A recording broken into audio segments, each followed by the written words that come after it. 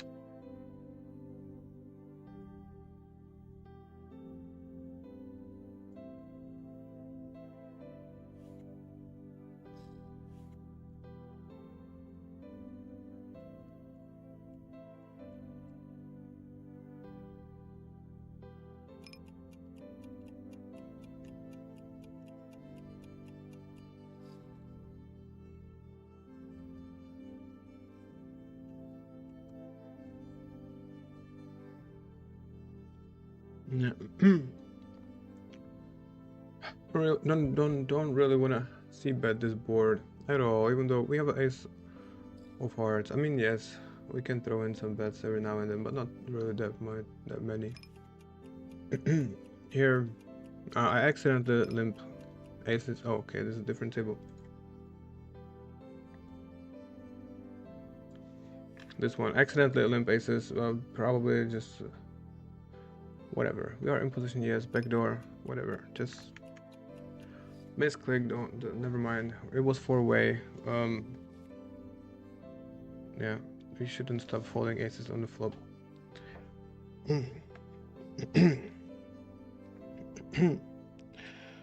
Yeah, would have been so hidden.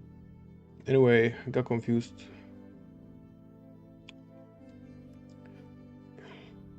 And a very nice river, smooth pair board. Anyway,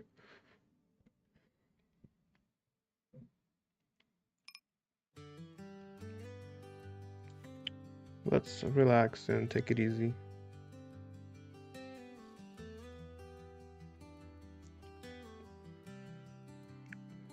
My guess is that we probably would have won.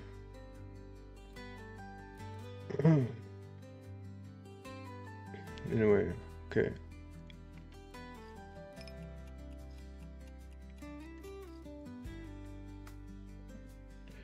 So, we scoop 350 pot and we get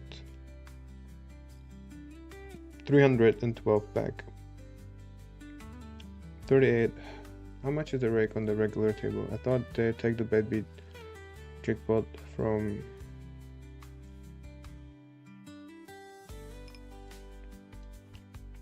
on a big pot that is over 30 big blinds.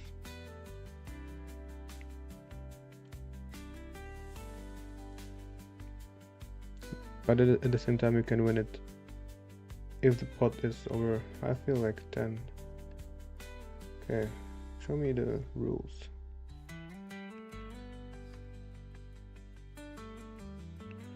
Okay, here we just fold. We will bring some action on the second table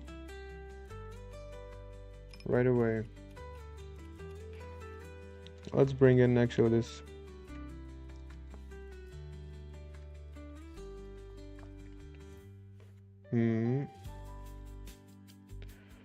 we have pretty good looking aces right here.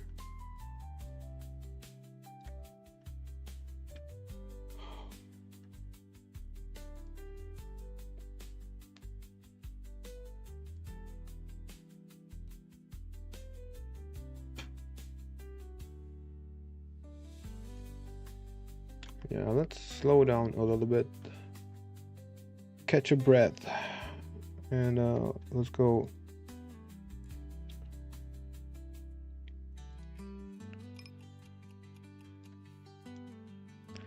Yeah.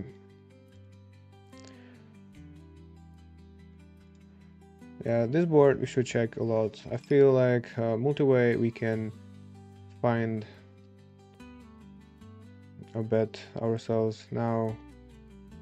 Since we have got here, I think we have to just fire.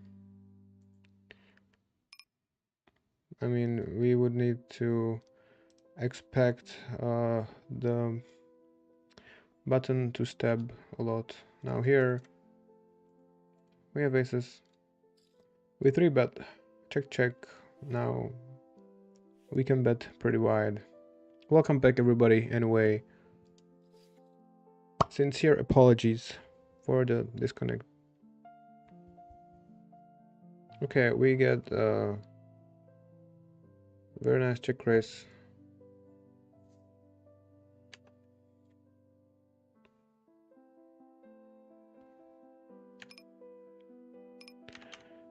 And we will check his passport if he's bluffing or not, because of course it's either bluff or it's a full house. Now we cannot fold anymore, and it's a full house.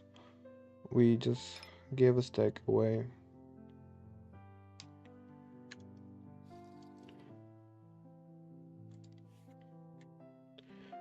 It's fine.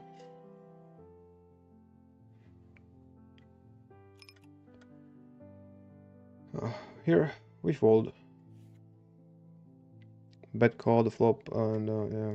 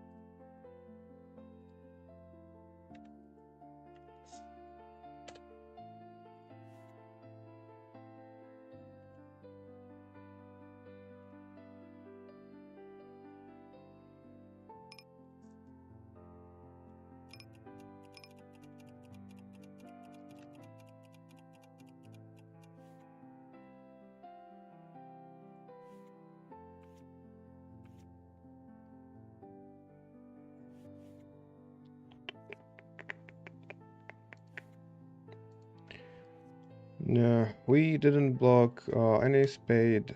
I mean, I feel like, you know, we do have very aces heavy range. We block bluffs. We do not block any draws that will also check raise and then bet the river.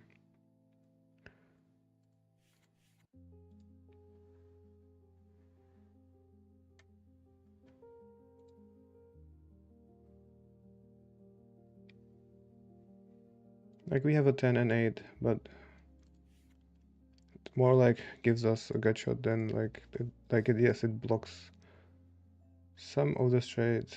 Now this, we have to chip kings.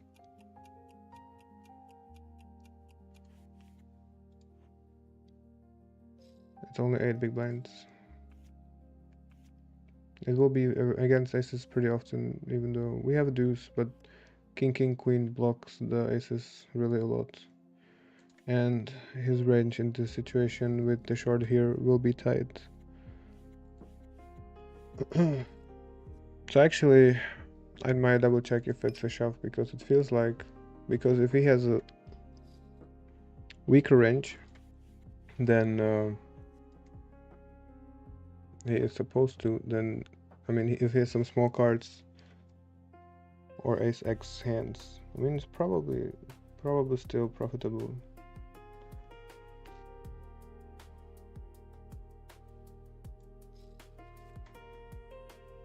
Okay, this hand more profitable.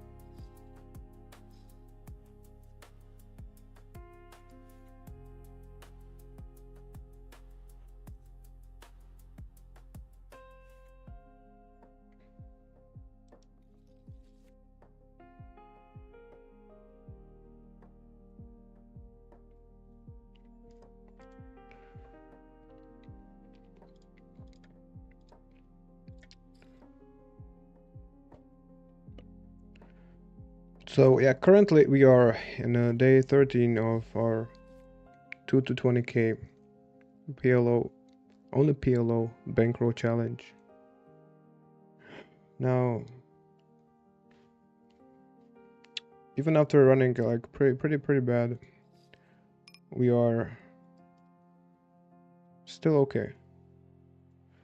Like a little bit ahead of time. We do have a time limit, and we started with 2k only, without trying not to deposit. Okay, here we go. 3-bet, 20 BB deep. Not sure why we are sitting here with 20 big blinds.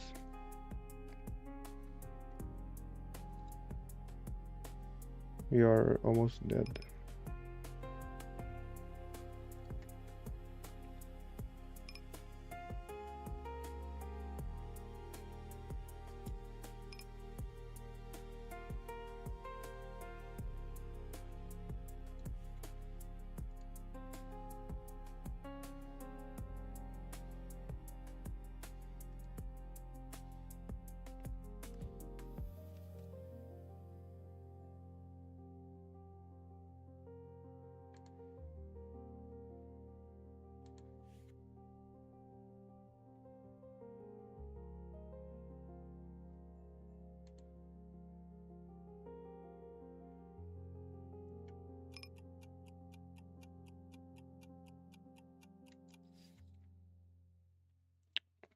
What up, Gustav? Thank you, man. I'm happy it works like that. Happy you like it, and I do appreciate your feedback. Thank you.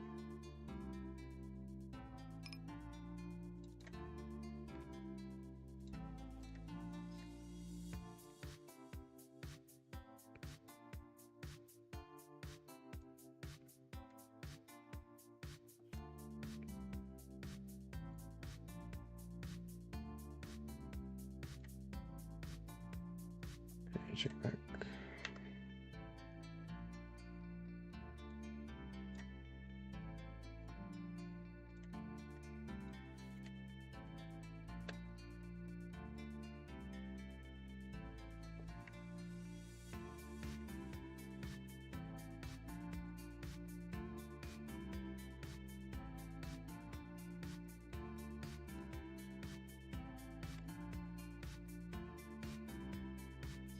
All right, double pair. So unless we hit a set overset, the hand plays pretty smooth. Now, I like to bet 1/3 in position multi-way. It puts our opponents into not really super easy decision, and we will have some power on the turn and river in position against the, like, expectingly weaker ranges, because you need to defend wider against a small bet. Thank you, bro. Good luck to you too, whatever you play.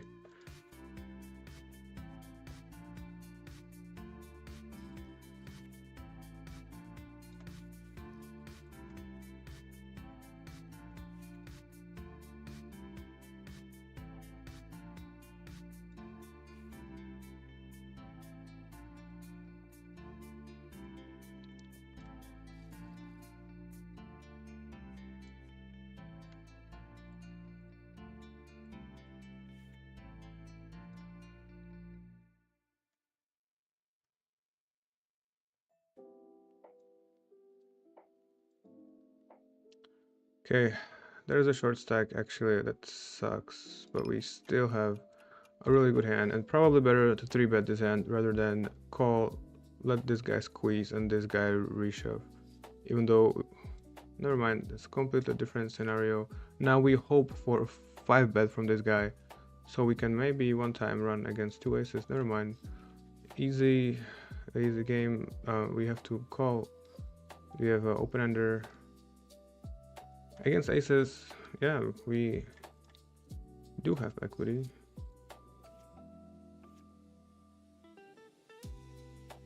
Yeah, actually Actually, it was very close. Probably.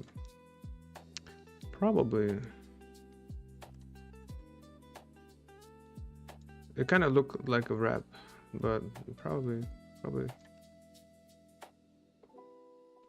do not have equity against aces only. Then it's a fold on the flop.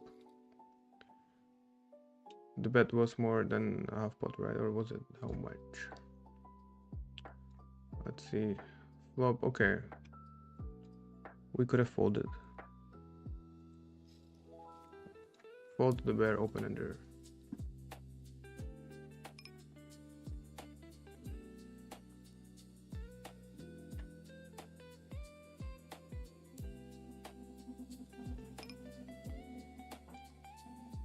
Like he has always aces.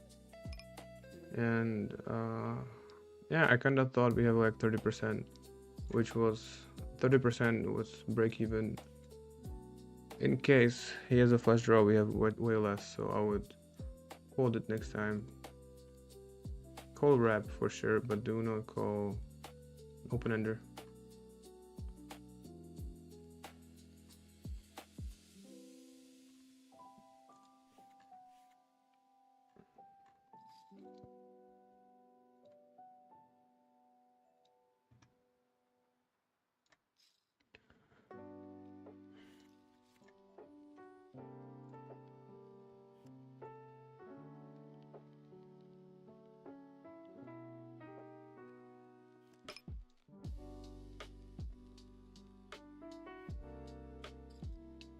Alright, this board actually we can lead. We have a lot of kings in our range.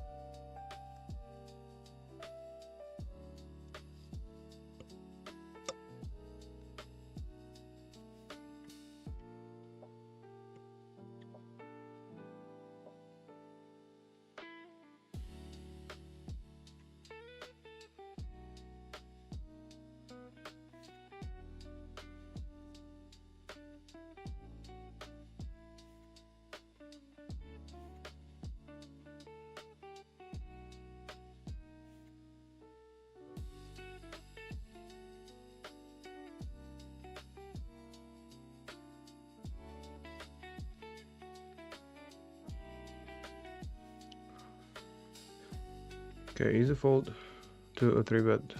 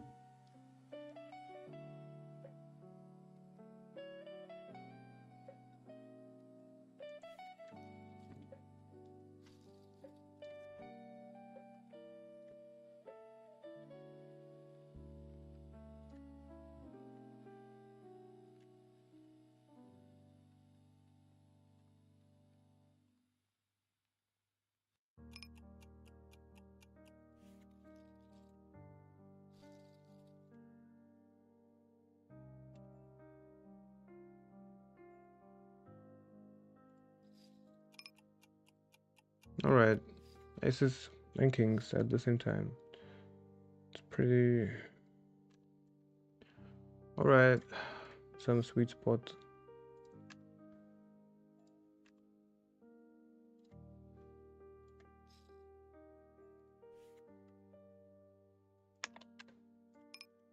Okay, so good flop actually. Oh, we are against another aces, But the point is the side pot is more important.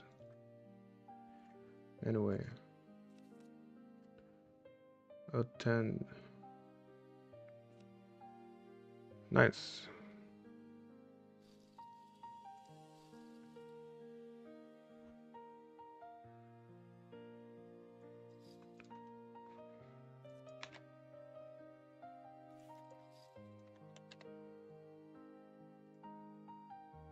So yeah, one thing about the short stack, I kind of thought that the rake is the one big blind from the bed beat is from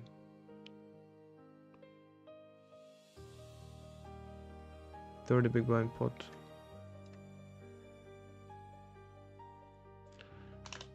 So probably it's better to play a little deeper than 10 big blinds, because it's a lot. I mean, if you go all in for 10 big blinds and the rake is 1.5, that hurts, or almost 2.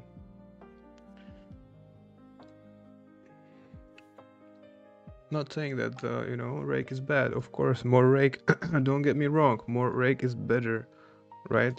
But just we need to keep that in mind and adjust our strategy. And I mean, when you play 10 big blind deep, the likelihood of hitting the bad B jackpot is higher because you are all in and you see all of the 5 cards. But it takes some time until you hit it. So like in the long run, it should be actually even profitable to play short because you hit it more often. But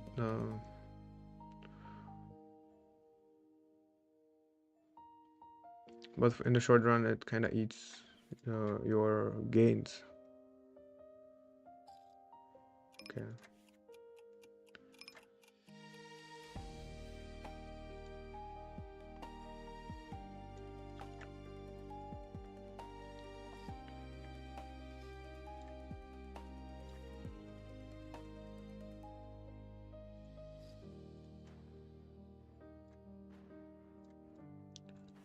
Okay, good. As always, 2 many tables opened. Now we have to give up on some shit.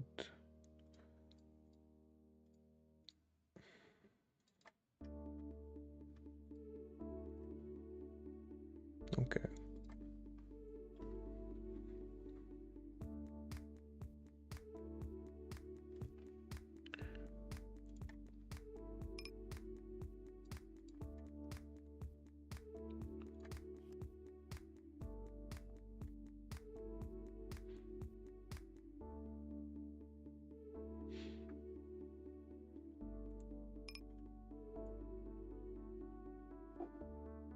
Just check.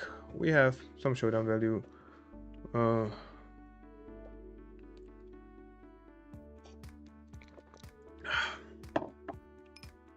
think we can just check back. Our opponent still can have better hand. It's hard to get value from a worse hand, actually.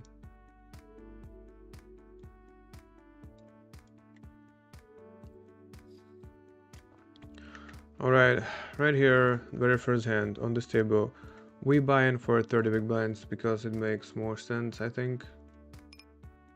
Now,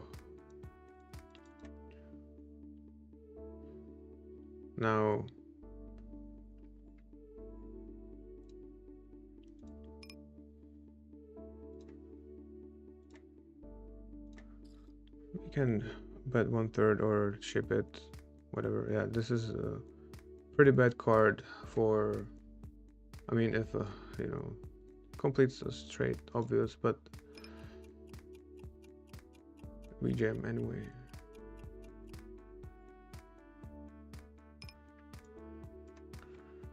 All right.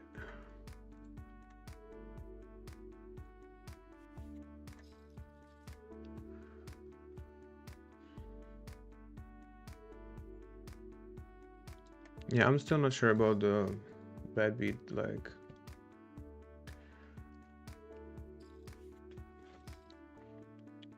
from what pot do they take it?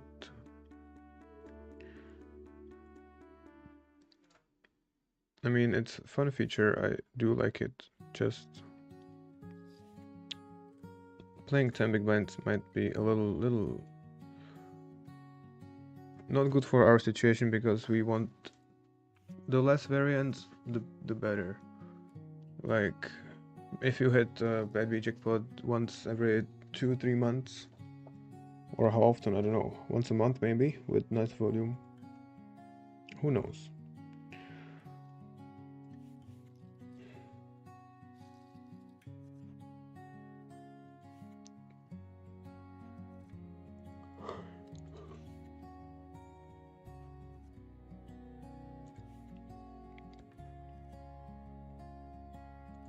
Anyway, we hit the jackpot already, so I feel like we waste our luck for, some time. Now it's on cooldown.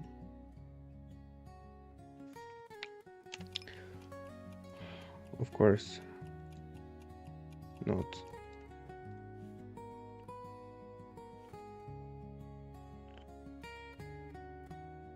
Okay.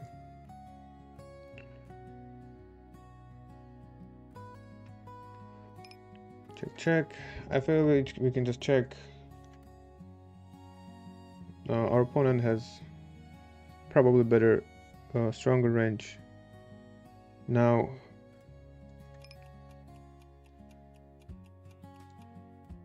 we do want to value bet.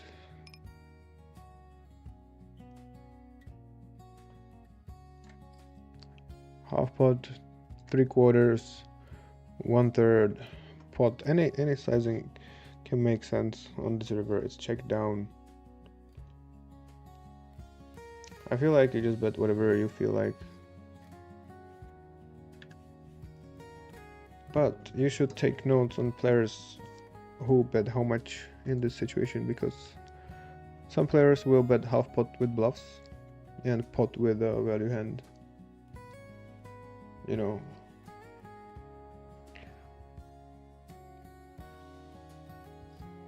Or vice versa or something, but I think like this is more common. They'd be like, check high, let's bet something. Half pot. And they hope in a fold.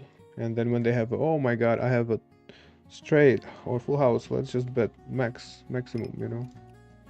So these jacks, I think it's pretty loose call now looking at it. The big blind and these two guys are short. We will get into the situation that it's not really nice if we get squeezed.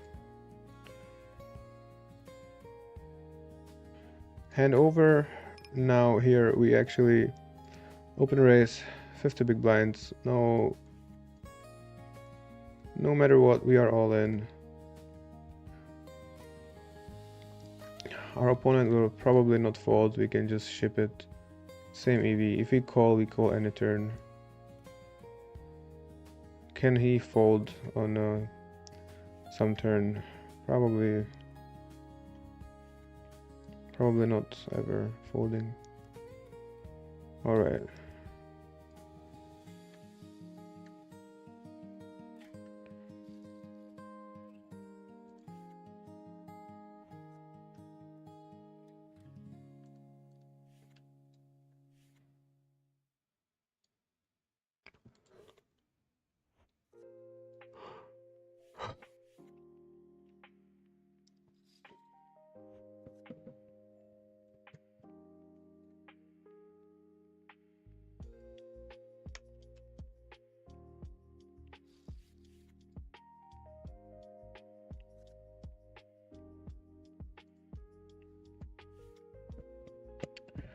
Anyway, can you hit the bad B jackpot in a heads up? Not sure about that.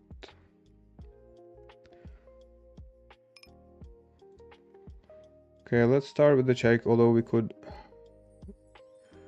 fairly often we can lead the flop. But given the fact he is short, I kind of expected him to just ship it. Now, unfortunately, check fold.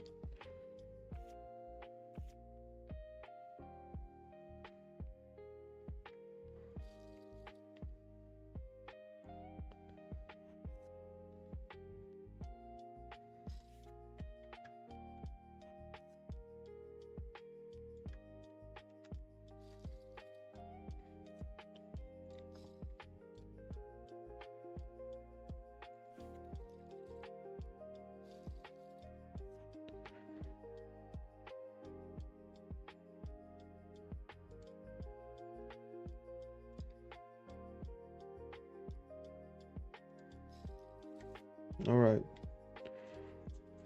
This is like the dream board for this hand, although still we can be crushed. Do we want to raise? Sure.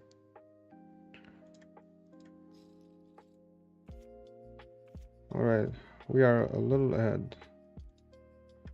Flipping 50-50 against a top set. Okay. Sure.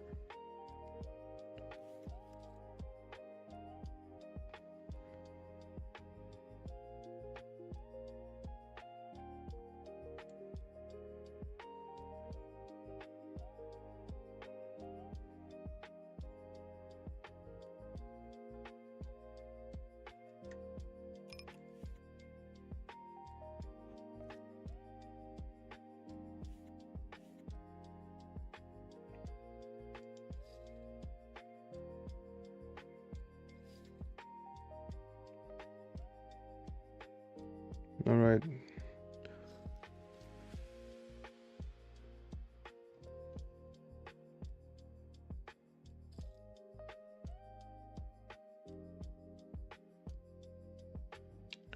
Against a pot bet.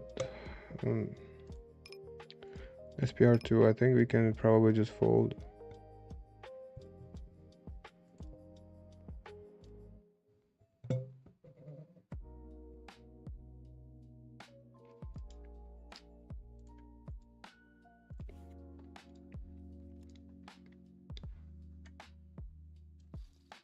Like, we call against 1/3, but like, I feel like people will actually like really have only ace king plus and aces, which we are in a very bad shape. Here we open raise or ISO raise or something and see bet. Take it down.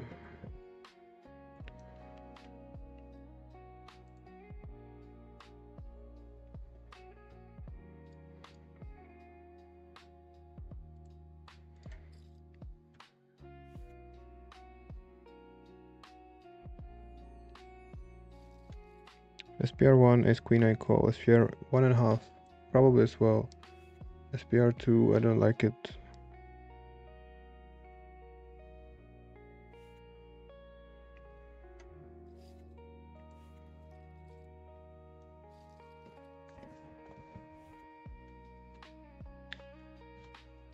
Alright, everybody deep, we can open. Now see, every time we open like a range that we play deep, we sometimes get punished by a short stack that they just 3-bet a strong range or 4-bet, you know.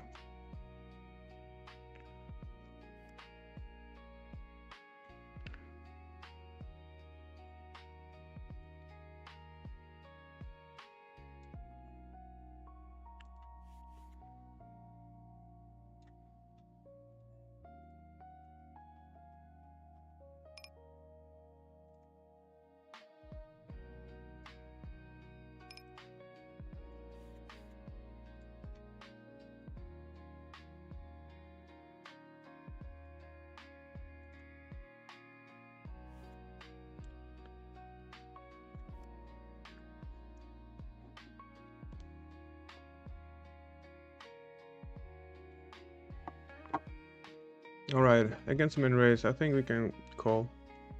in position. It's a pretty good looking double suited hand. Now we are very deep in position.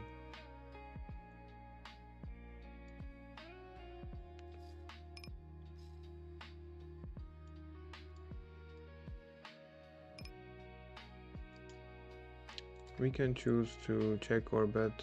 I feel like checking is fine because we have some showdown value. Now, not anymore, probably.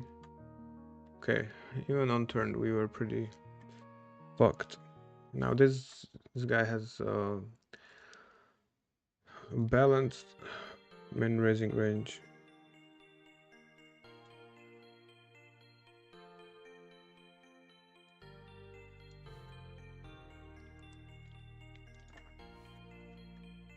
But anyway, we realize our equity.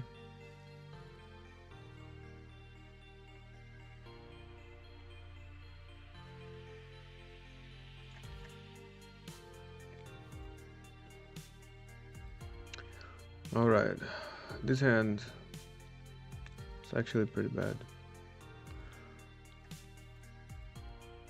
Especially, I mean, if you're on the button, we can call. There's a like kind of short stack on the button, and that can just put us in a very, very not nice situations.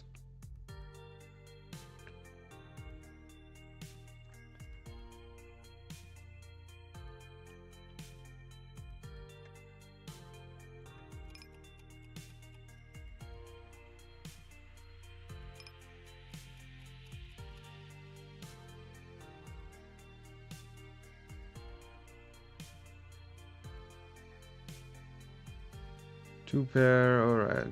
Check, check, check.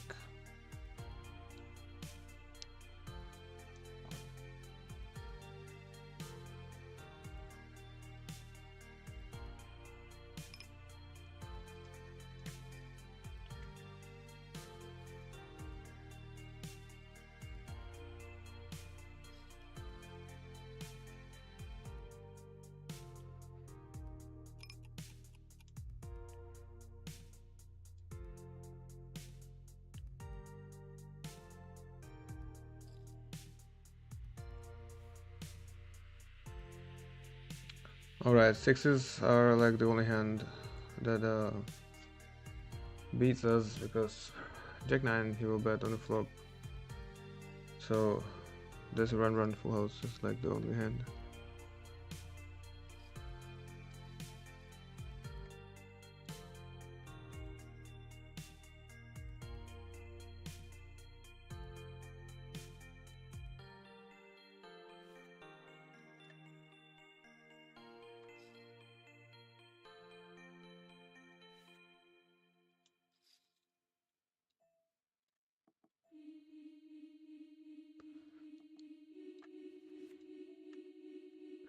Right here, okay, we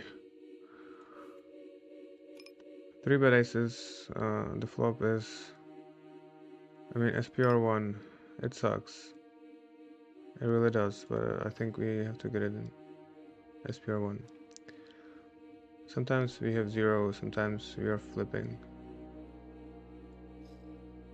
Okay.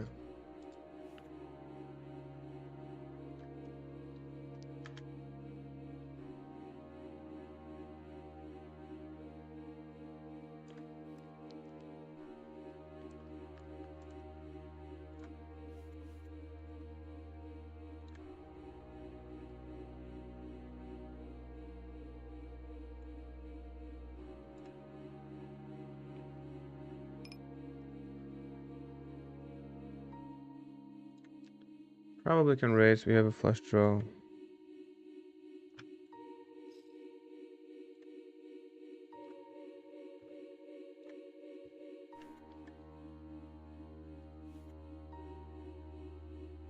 It's pretty much a bet, not a raise actually, because he just bet one big blind, so don't get fooled by one big blind bet from out of position, it's pretty much a check.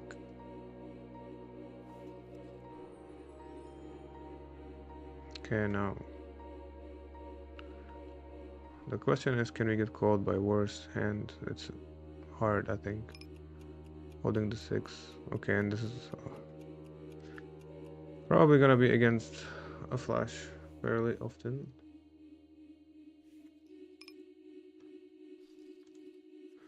However, I don't know, I don't see myself folding a flush. It's hard to have a bluff there, I think. You know, there are all the straights. Yeah, whatever. It's possible to have a bluff. It looks really strong though.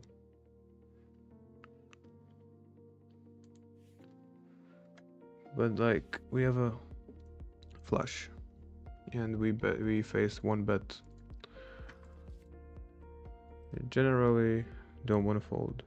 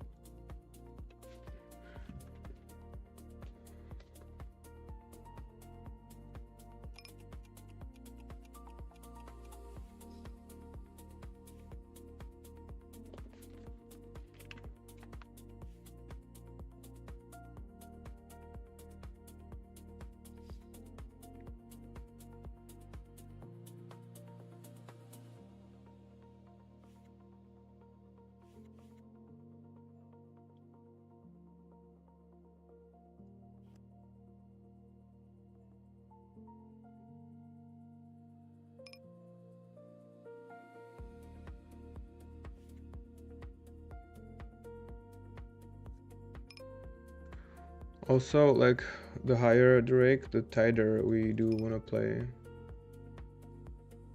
So maybe we can just play even a little tighter. And that's why I feel like 20 BB or 30 BB is better than 10, because if you play 10, you cannot be that tight anymore. You are looser actually, while having 10 BB.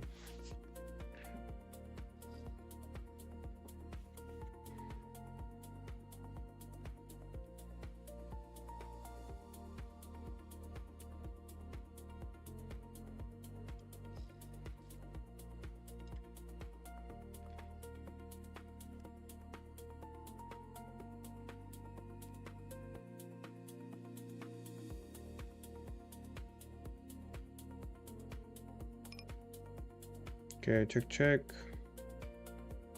I mean, yeah, we have some open-ender, 2-pair, flush draw. Probably a good check call hand. Now,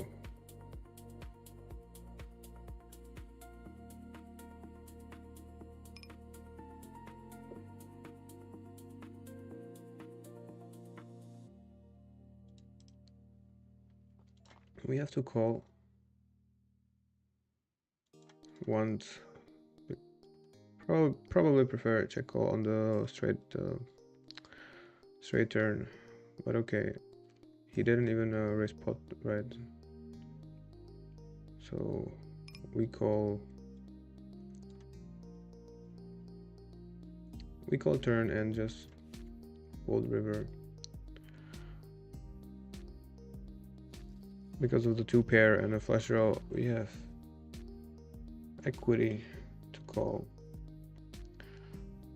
I mean, if the turn is something different, maybe we can bet.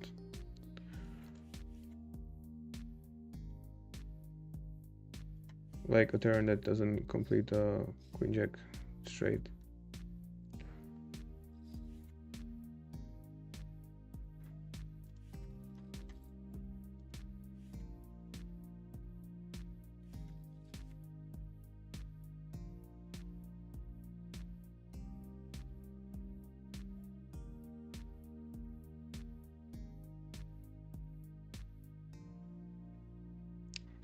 It's pretty close, like with the 6 defend, but like I don't know. We have to respect the rake and be unfortunately more tight here. Okay, let's just fold.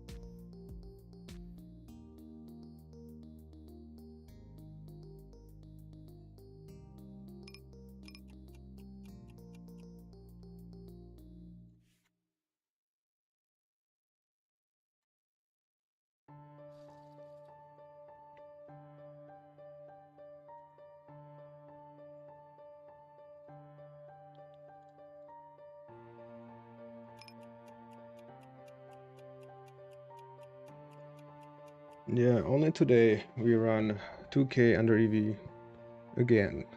It feels like every day. Pain.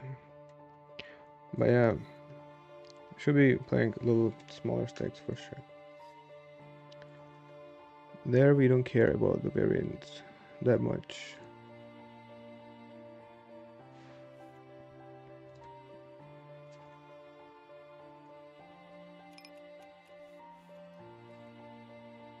Okay. Here we are invited to the flop. I believe we do not fold this hand. So double suited ace king queen. Okay.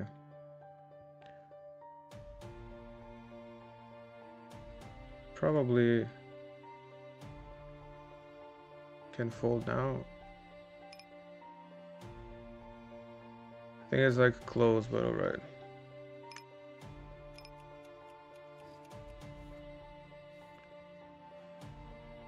It's like, yeah, we would be in a very, very bad shape.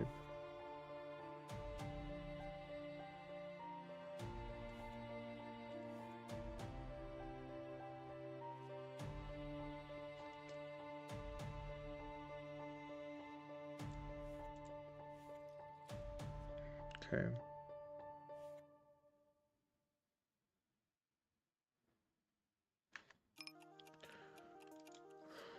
Would be very last.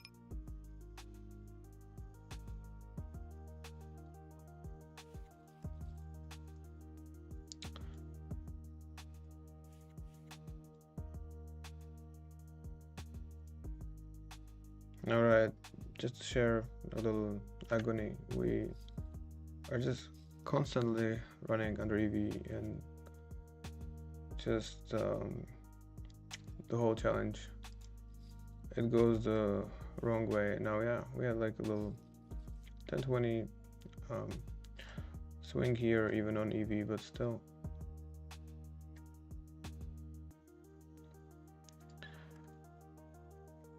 Anyway, who cares? We keep going. We will not stop until we make it.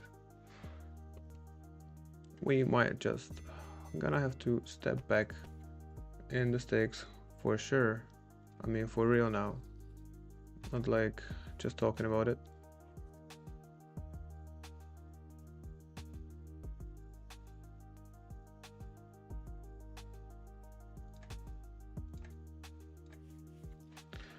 Yeah.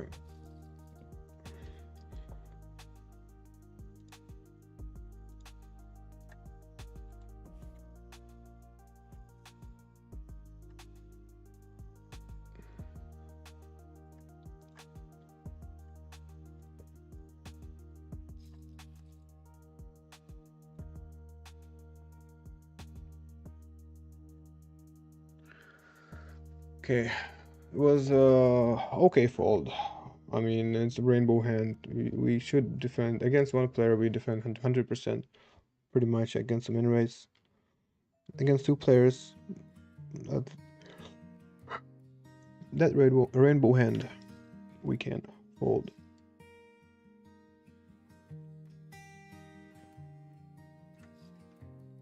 All right. Against a min raise, we have to be so much more loose on the button than normal, like twice as much at least, because the price we are getting is too good. And here in the zoom player pool, the big blind and small blind often overfolds, so we will be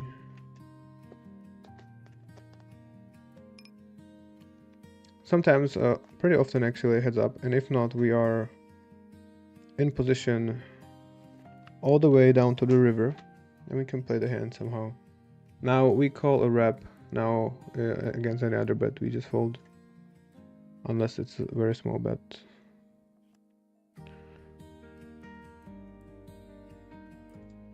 Question is, do we want to bet? Probably not.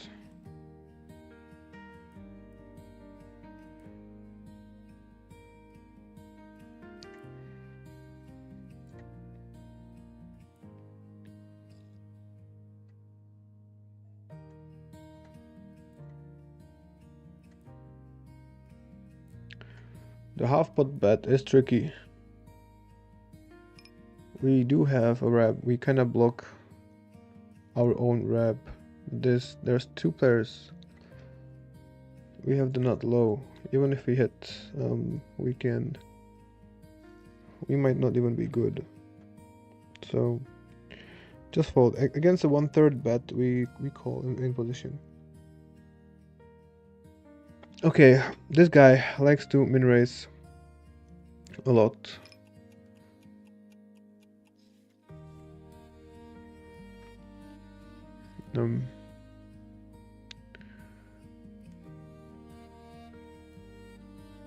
Alright, we have a pair and a gut shot and a backdoor flush draw.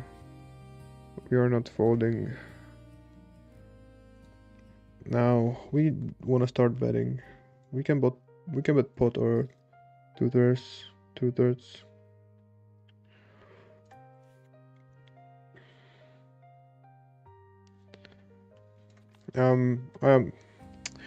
Of course, we deposit if needed, but the core of this challenge is to build it from 2k and hopefully not having to deposit. So that's why it's like we kind of half respect the bankroll management, because like, yes, we will rebuy if needed, although I really wanna finish it with you guys with just a single bullet.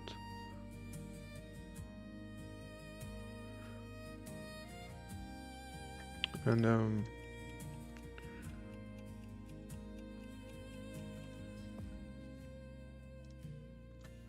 so you open the Pokercraft, what do you call it? Yeah, Pokercraft, and then you select your game, and then you just set the date range you wanna show. Then like there is a checkbox on the top left you will check, and it you scroll down and click on EV graph. That will show you your EV graph. The orange line is the EV, the green is like your stats, your actual results. But it's pre-rake actually, so like it goes much higher than the actual winnings are, but at the same time it doesn't show rake back, so it shows any winnings before any rake. Okay.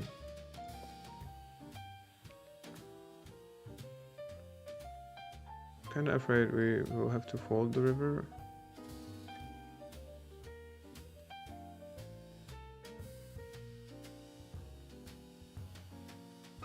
Yeah.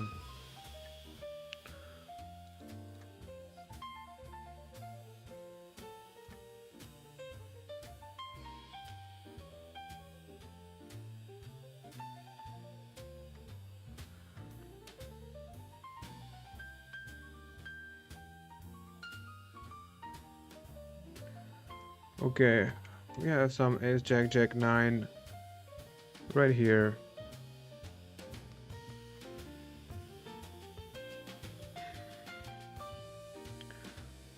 I mean, we still have like over 5k and 2k waiting for us tomorrow on Monday, as well as maybe tiny bit from the weekly leaderboard, which is probably not really much. I mean, this is like whatever.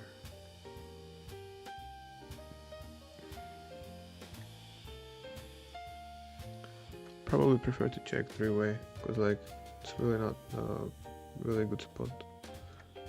Now, if you're against ace with a better flush draw, that sucks. Okay, actually, might have been too loose flop c-bet actually.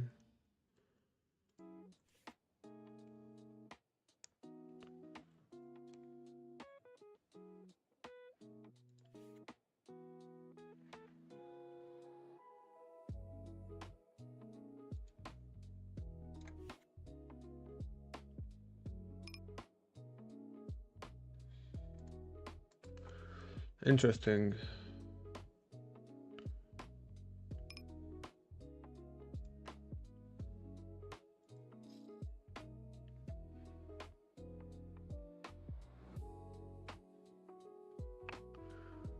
Alright, we end up winning somehow.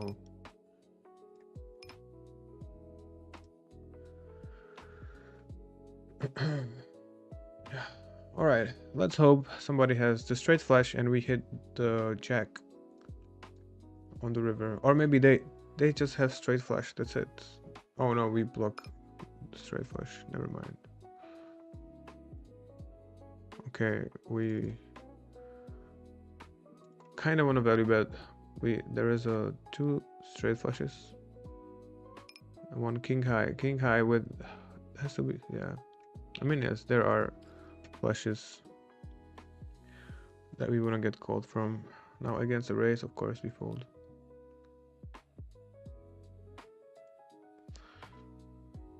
Just saying the plan, not being like, you know, he has a straight flush for sure. Of course not. Alright, it's jack 9. I mean, Do we shove the turn? Probably not. Probably just check.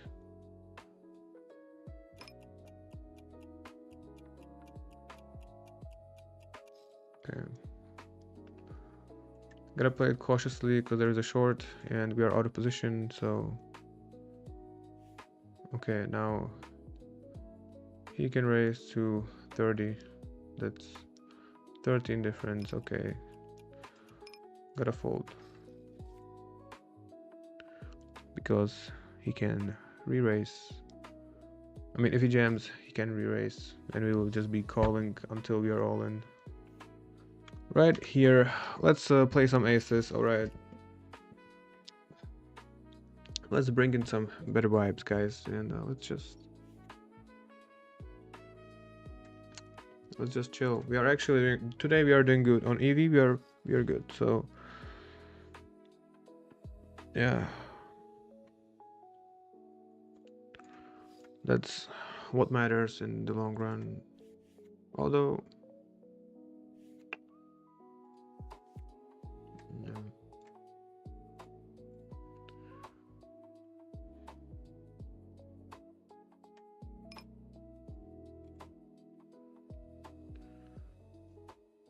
Okay, we check.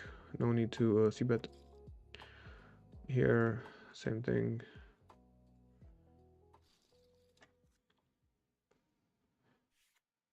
No need to bet.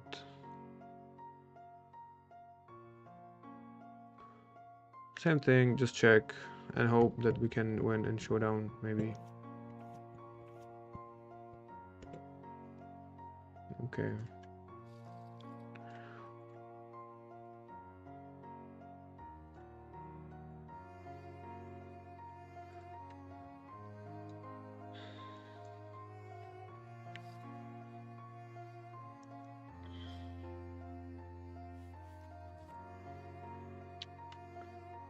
Alright, we don't almost ever bet this flop. We are checking a lot out of position. You probably already noticed. And yeah, in general, you don't really bet out of position all that much.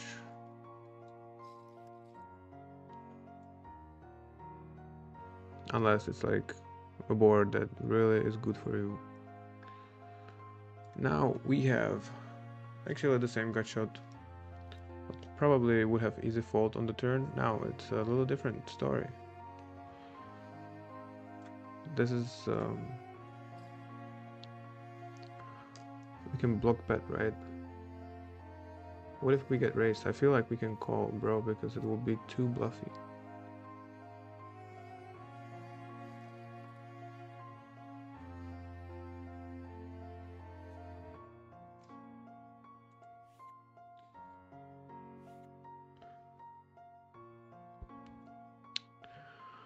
Well, because there is a bad beat jackpot here, if you lose quads, you are actually the winner of the bad beat. So, yeah. On PLO 100, if you lose the quads or better, it's about 6k. And then whatever stakes you play pretty much like just times the stakes. So it's like 120k on 1020. 40k for the loser, for the winner of the hand, and 10k for each sitting at the table at 1020, you know. So yeah. All right, let's very loose isolate this hand. Okay.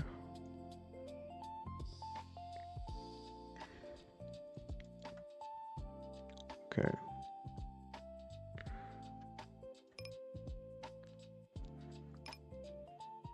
Check. Okay, we were playing a hand. Probably had focus on different tables. Sorry, guys. There was a actually interesting hand.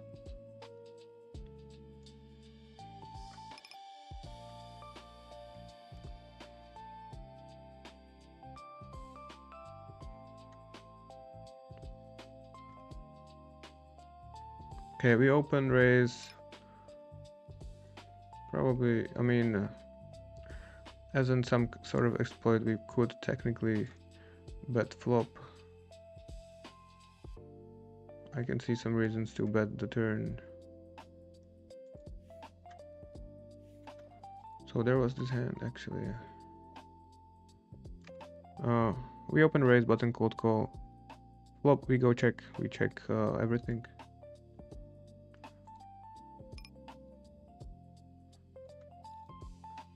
We check call, turn goes check check, and river we block bet 1/3. And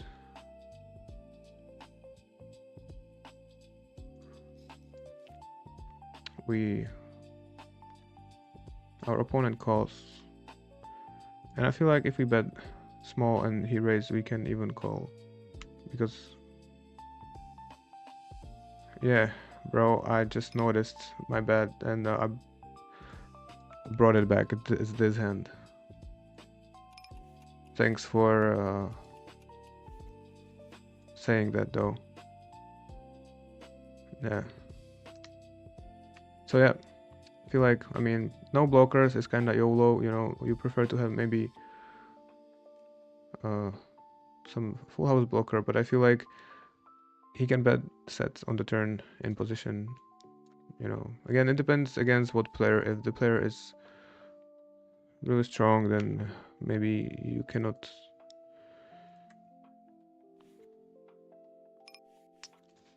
It depends. If the player is capable of bluffing the rivers, it's a nice spot to bluff catch because you beat all the bluffs. And I would expect set bet on the turn as well. Maybe not 10s or 9s. So maybe it's better to have a 10 or a 9 in your hand to call rather than just bare aces. But just saying, sometimes against some opponents you might. So here we go, the hand. Now let's try to keep the focus where the action actually is.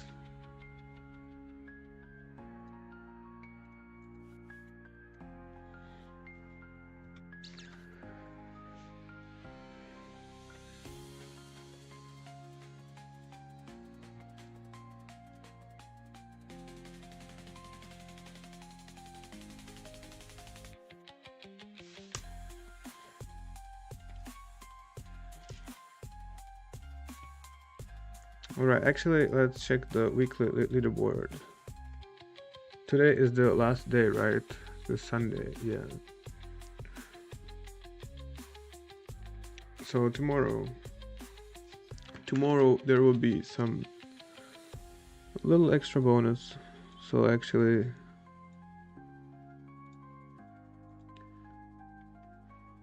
our bankroll will be saved a little bit if we can survive today. Now, multi-way, I like to bet 1/3 here. We do want to protect, like, it's a value bet, right? And we kind of want to protect our hand multi-way. Now, I feel like we still can have actually a value bet. We block the straight, and our opponent should have wide range because we bet 1/3 on the flop.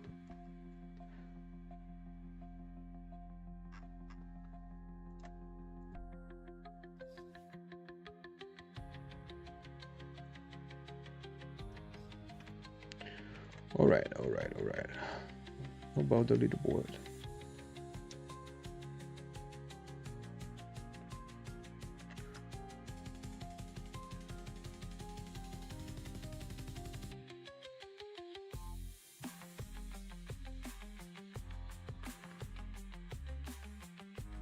Okay.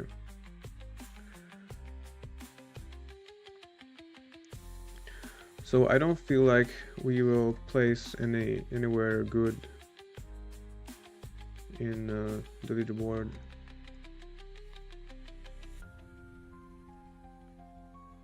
I don't know if I can show it here on stream, but this is the leaderboard. We will probably very likely get this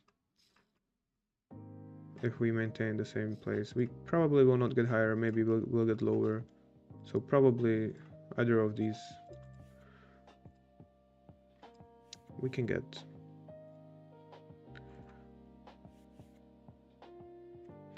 Let's actually see how much the first guy has. I mean, I think he has far more than everybody else. It's like since the day one. Yeah, the same guy. And another PLO reg that plays everything. Wow, he's getting the second place. Or maybe the first. Shit, and yeah, this one's good. Good player and plays sick volume. Wow. That's crazy. But yeah.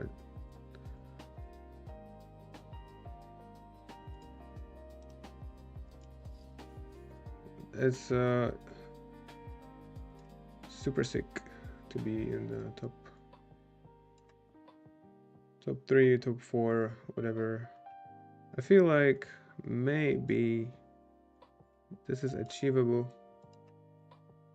for regular human beings. Like if you really put your effort into, but still you have to play a lot, and you need to win these leaderboards, preferably 10-20.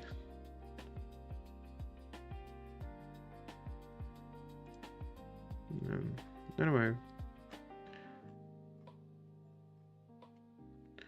let's see. I feel like Monday actually can be good action because it's the first day of the weekly leaderboard. Let's just race and try to make some players fold. Alright, this coin collector, he doesn't really like to fold.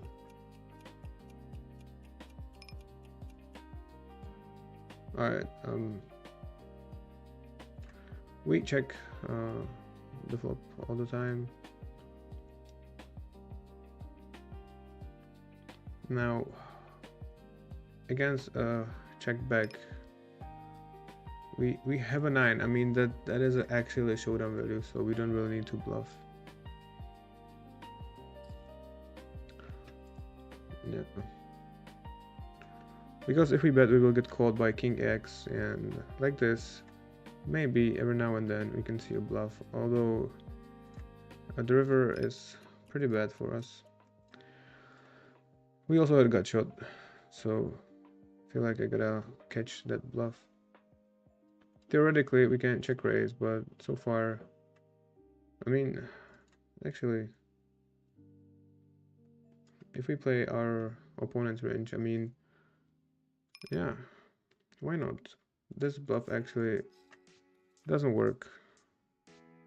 We give it away to a strong hand.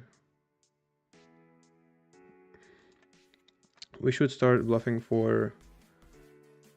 oh, it was actually 200 blinds. Almost. Okay. After all, it was not a good bluff. But I feel like King 5 is probably betting the flop. Kings are probably betting the flop. We block 9-5. And... well, queens are very unlikely, right? And I feel like the guy probably is capable of, you know, fighting for the pot.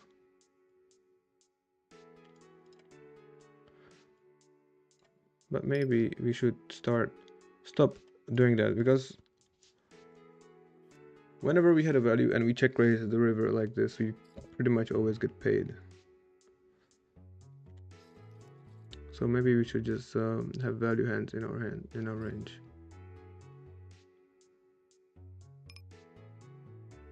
Okay.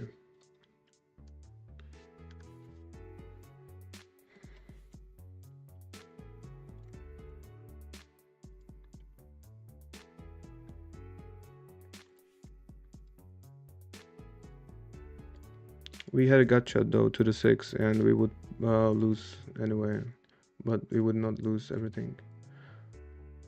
But I feel like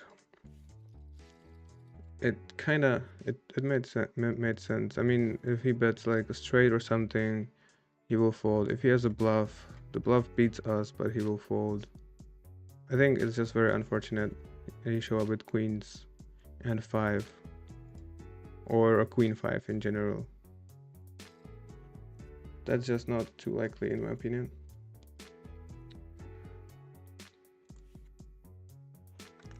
But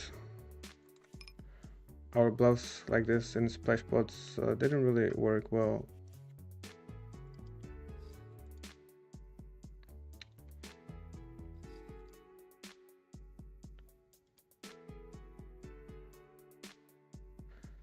Alright, this is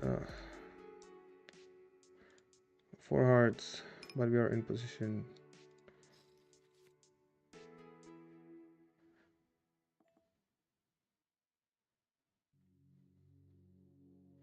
Alright, we have ace queen. I think we can start by checking. Now we do want to bet.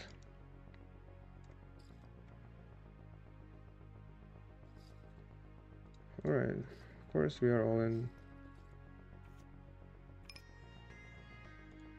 Okay. Nice check. I like the check on the flop.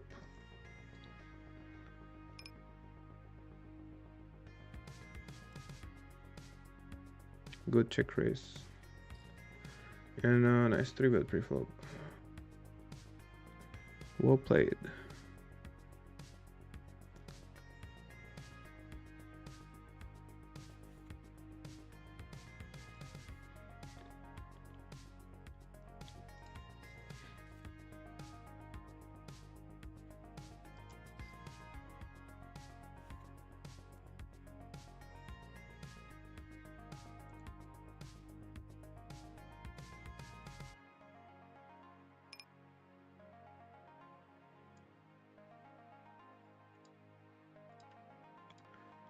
Yeah, I think we can use this hand as a bluff. Or maybe we just should stop bluffing. Come on, bro, don't throw eggs at me. What the fuck?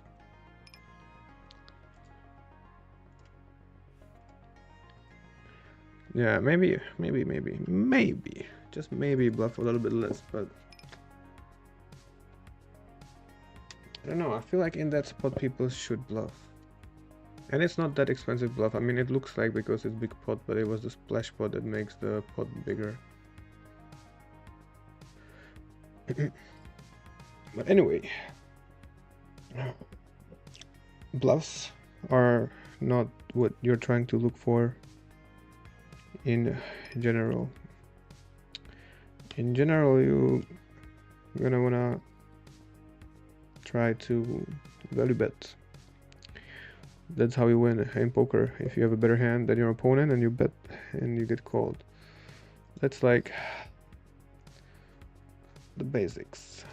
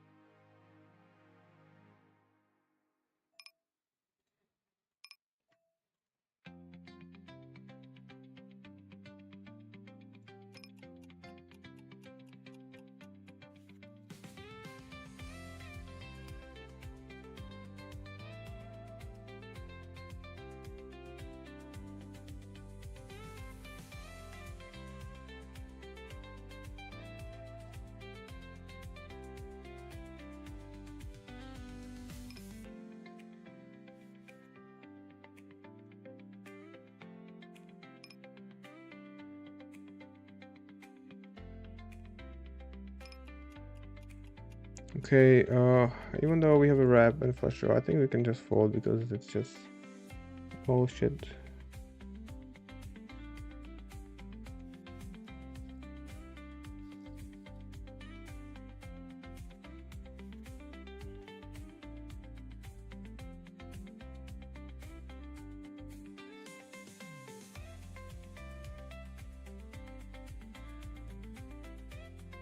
Okay.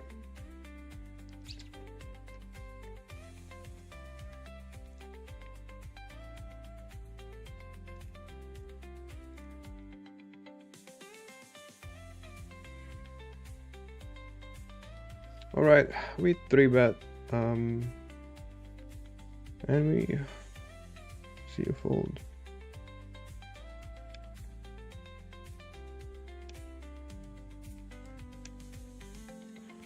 All right. Let's try to find some juicy table. Now, yeah, we can call, but I kinda don't want to play multi-way. We've seen this guy open raise and fold. Like, open min raise and fold. Now we hit. I mean, it's like pretty okay. I mean, we are probably not going anywhere.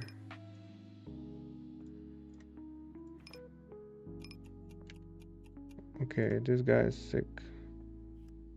Okay, fair.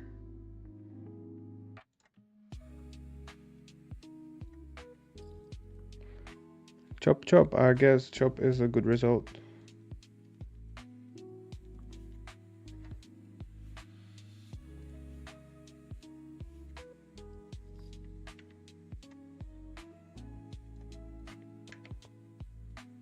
All right, next week we start run like really hot.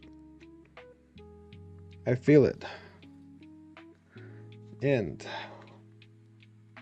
we're gonna move up in the challenge. Hopefully make the game number green soon. Very soon. Oh, coin collector. Alright. No, but the games are actually, they are good. Action's fine. Saturday, Sunday, mandatory play, unfortunately. I mean, sometimes you feel like, you prefer to be in a club. But that's when the best hours are. Alright, we do have a bottom two pair. It's not really the greatest, but we still call.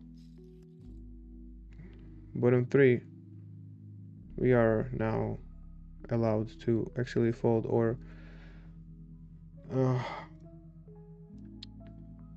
I don't think like we need to bluff 3-pair. Shuffling chips, huh? Makes me feel like you ain't got nothing, bro. We can still be ahead, and if we hit the 6, 7, or 8, we can have a nice value bet on the river. Now, I mean, Queen X beats us, that will fold. All the other hands that is not a straight, we beat. So, yeah, that's what I'm saying. Shuffling chips, like, what you gonna do? Pretending to be strong. But we didn't need to bet because we had three pairs covered, and we were ahead actually, and we are not getting called by a worse hand.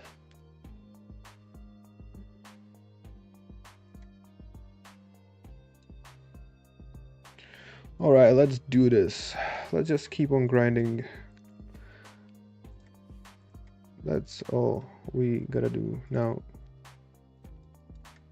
The one and only thing we can and should do, just try to play our best, and try to forgive ourselves for mistakes that has been made. It happens. We are humans.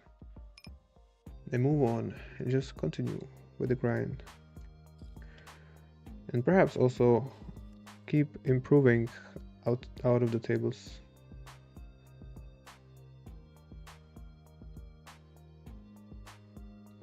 Interesting. It was a limp call, right? Weird hand. Let's just check. Let's not lose our stake here. Okay, now.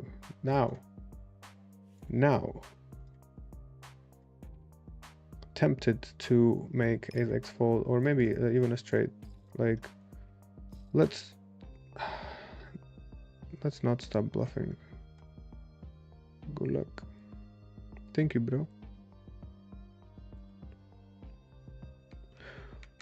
We pick up aces the very next hand. Right over here. Alright, how about, what do you think, guys? Should we stop bluffing or just continue until the bluff will work? I think we shouldn't stop.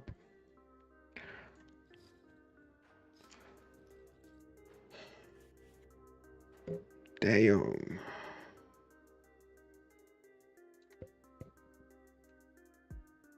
Come on, bro. Seriously.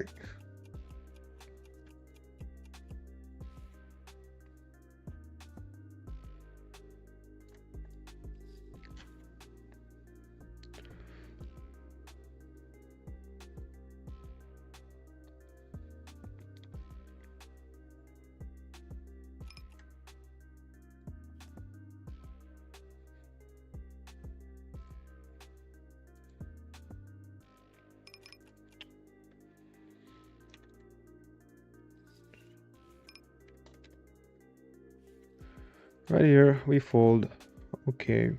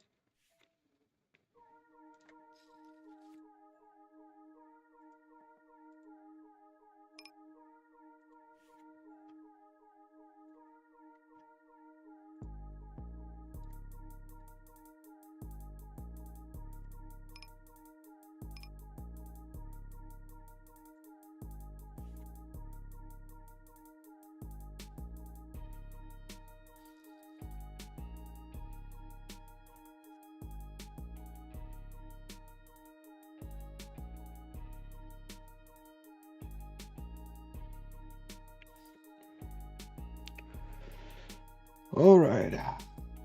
Jack, 10, 10. Perfect hand. All the straights and sets. It's a very, very good hand, actually. Plays very, I don't want to say easy, because when I say it plays easy, then difficult flop will come, of course, or situation. Okay, this is easy. We are just folding. Easy game.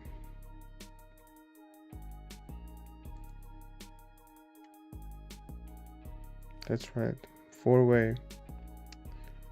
We fold.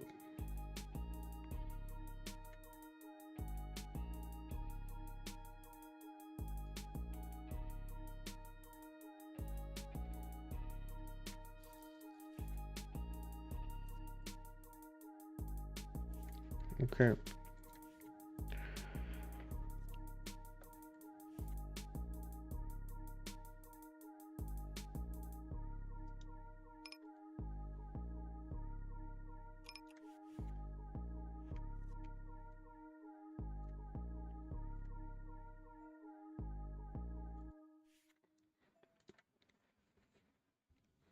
Okay, which weekly free roll do I register?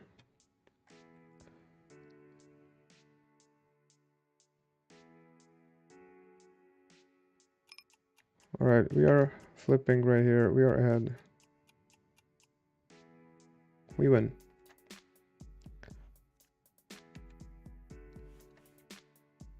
Nice. Good.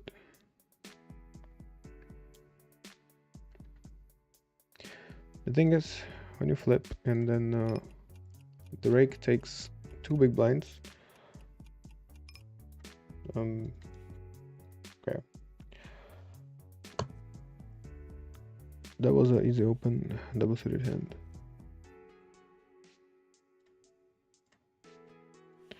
Yeah, let's skip 10-20 for now, because I really think it's better to play like 35 big blinds deep, and we cannot play that.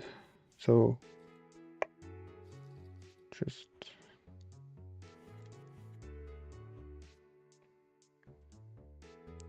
usually let's not play it.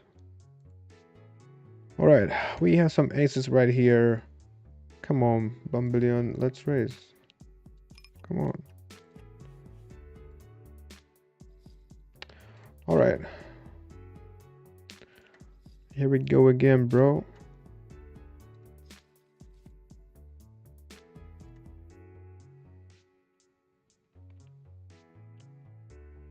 Nice. Kinda.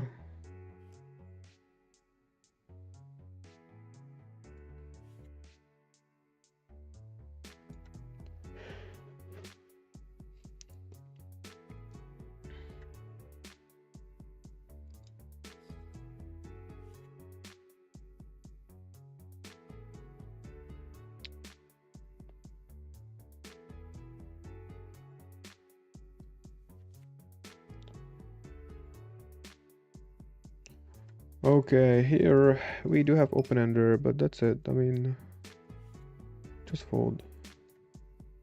Technically, maybe sometimes you can bet the flop, but turn yourself.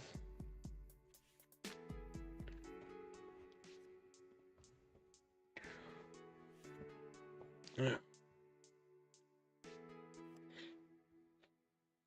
Okay.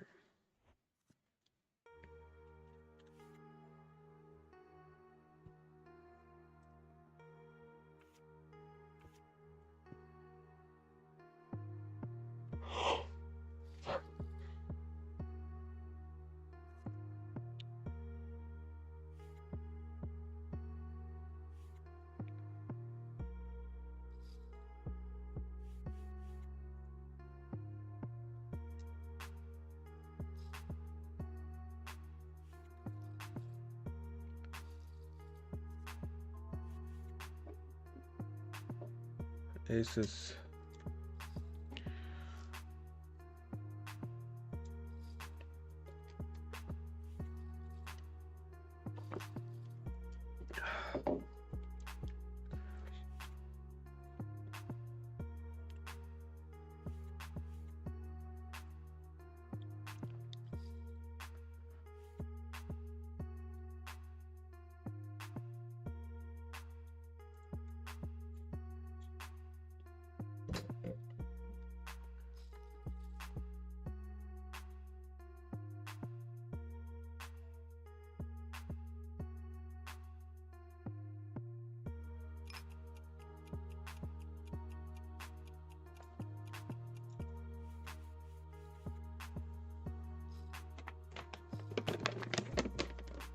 All right, we have a set, but cannot really bet. This hand, probably 3 diamonds is a little too loose. 2 diamonds, for sure we open. Now, beautiful turn.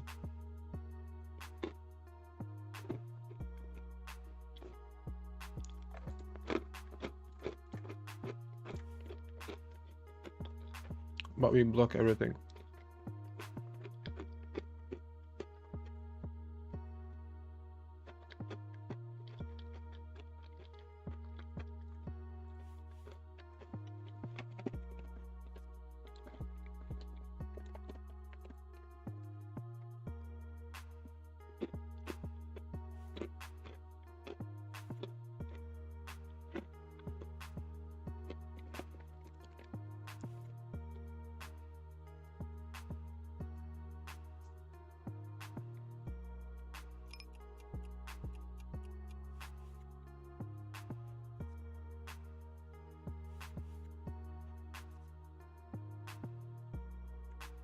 So yeah,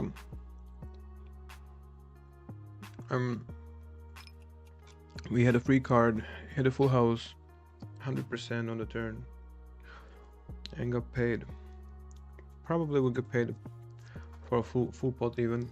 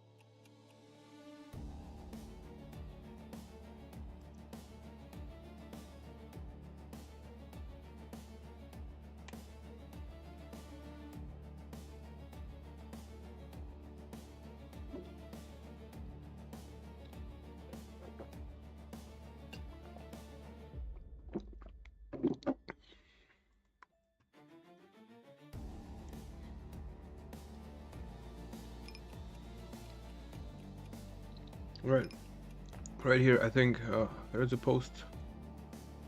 This hand is probably alright to limp, even though we don't really want to look for limp situations in general. No need.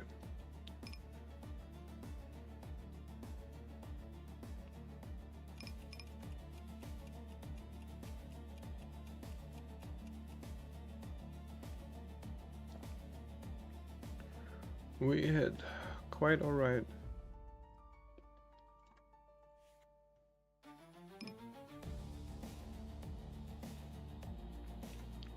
But let's just check.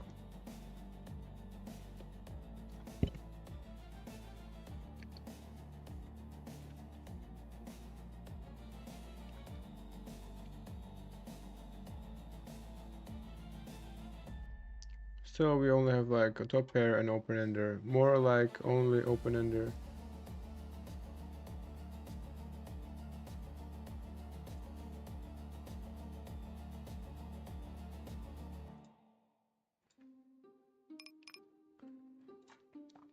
Probably just gonna check, even though we could lead this.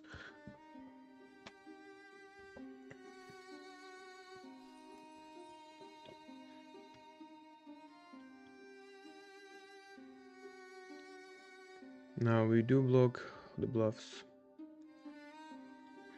It's 9-7.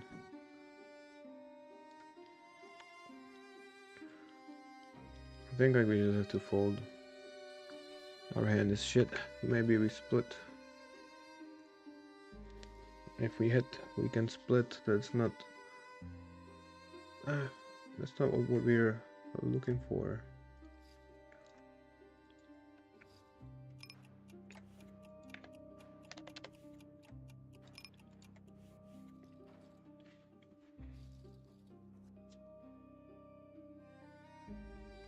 Okay, we can probably jump into a new. Actually, let's see if we. Oh, we will not wait, bro, until you fix your internet.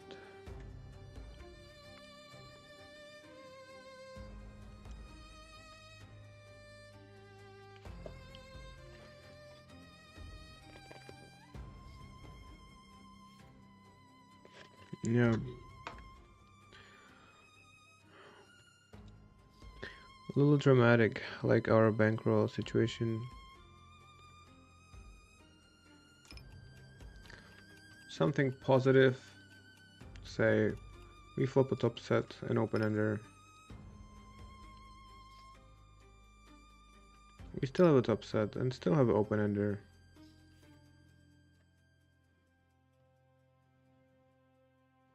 And we can make, you know, worse set call, and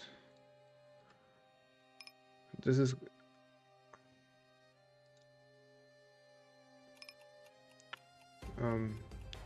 shouldn't be a standard bet on the turn. Yeah. Here SPR 3, We flop open-ender and flush draw and backdoor flush draw, so we get it in.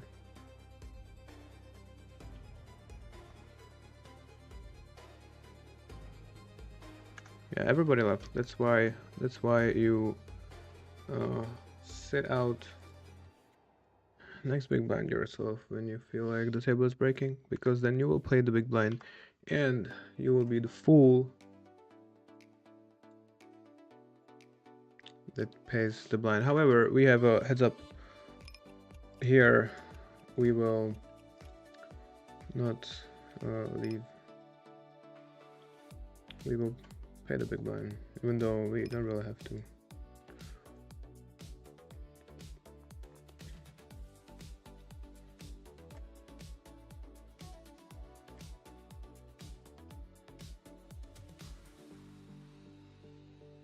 It's a pretty big bet.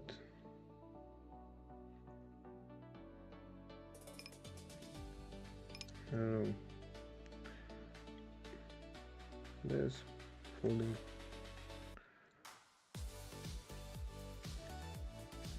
I don't feel like folding this hand right now. Bro, okay, I literally wanted to leave.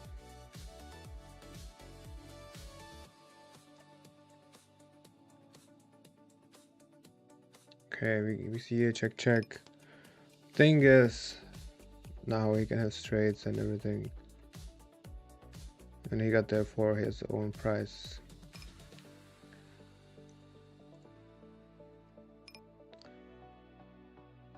Now, not the 9 is not a good card, I think. Still, we can be against like a full house, and no. Although the 9 is like pretty good bluffing card for him, although probably he can bet the straight as well. Still, he can have full house that he checked back. That's weird. Could be a bluff as well.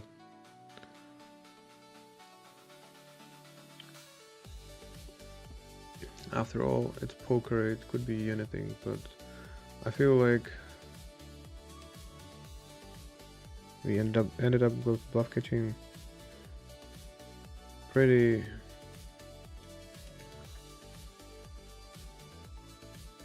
wide with low success, but actually, damn, this could have been a bluff. It's a nice spot to bluff, because maybe you can check back the straight, you know.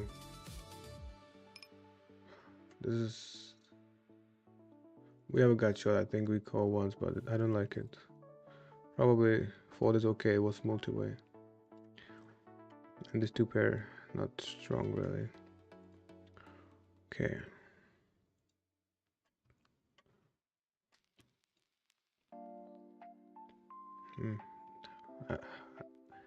Even though we won, I'm not really sure about the call, honestly.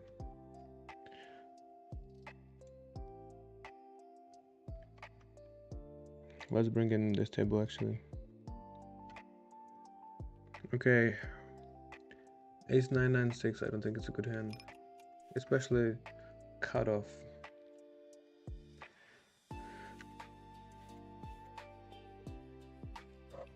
Like in that hand, we had a gut shot, flush draw, 2 pair, but multi-way.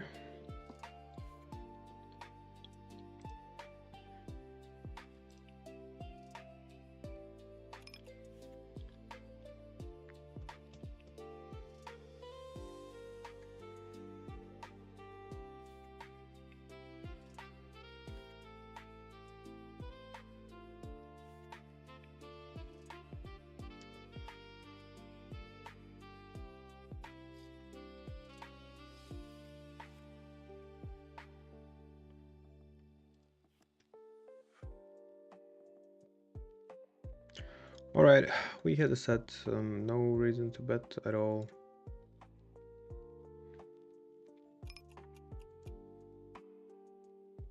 Check.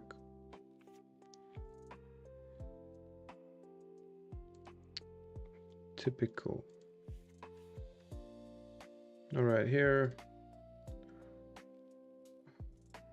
with the deuce, I think we just call.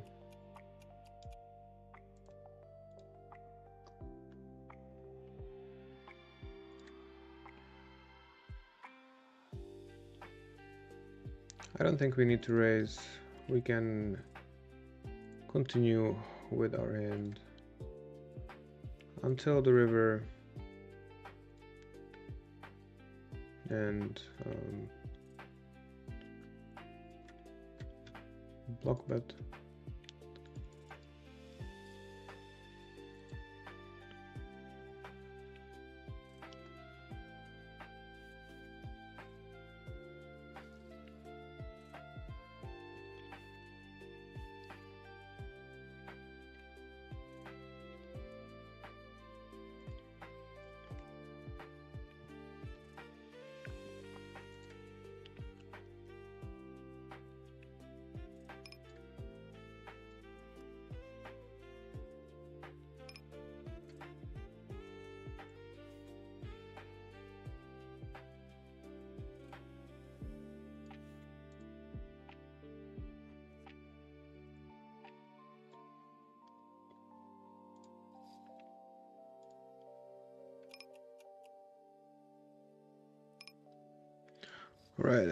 Right here,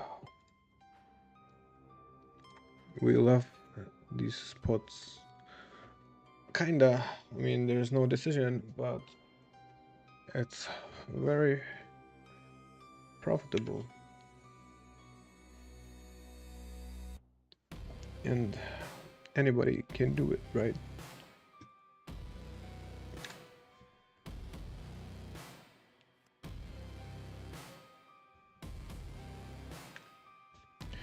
Alright, finally a hand like this we can play from the button, center open. Let's call and play some 3-bet pot in position. Now we miss completely. That's why betting half pot here works pretty well, because we will very often have air. Oh, we have gut shot. Holy shit. I don't think we can fold the gut shot. I keep overlooking our gut shots. Alright. Alright.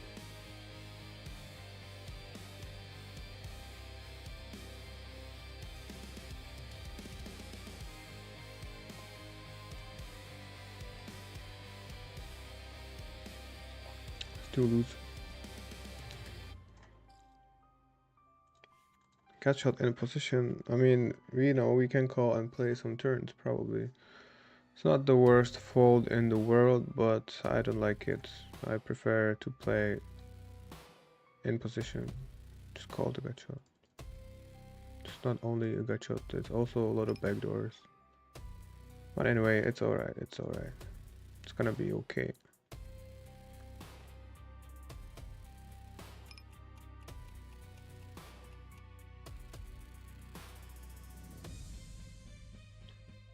Against min raise, probably could 3-bet this hand. Alright, let's just focus on this table for a little bit. Not much to do, just call and hope for a bet in the river. Very likely a setup like 8-6 against aces. Alright, we give you one more hand, bro.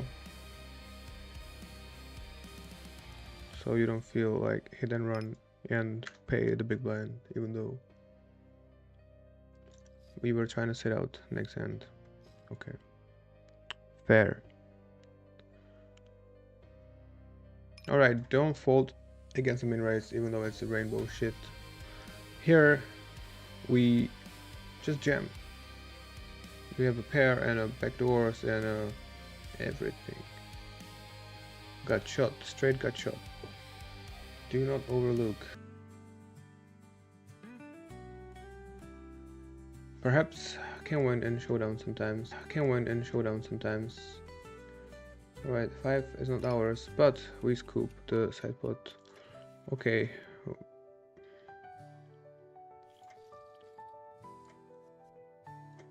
Never mind. Probably the ace king could even fold, call. So it was alright. The call on the turn was with a kind of plan to bet the river unimproved. Wouldn't work well. Do not float the air. This is not Hold'em.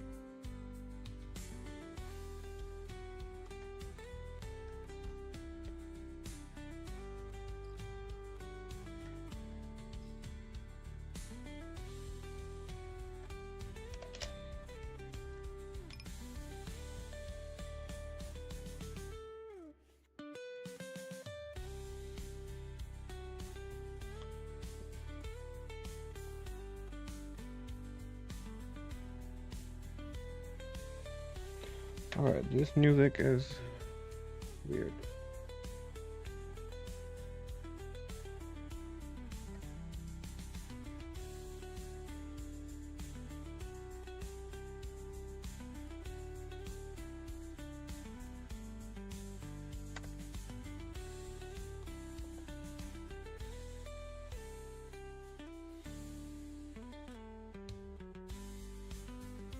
Okay, ace jack jack 6 on out of position on the small blind.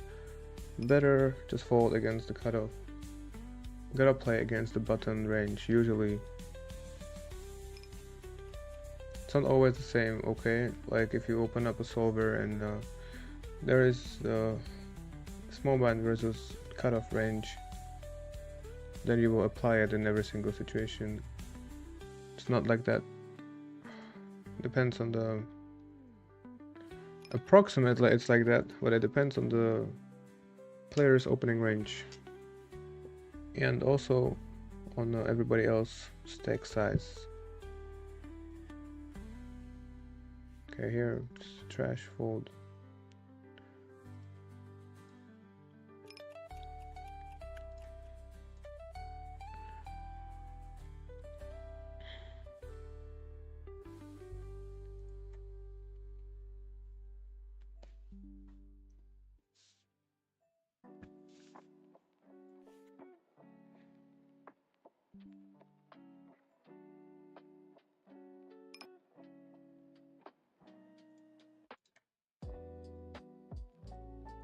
Not much to do.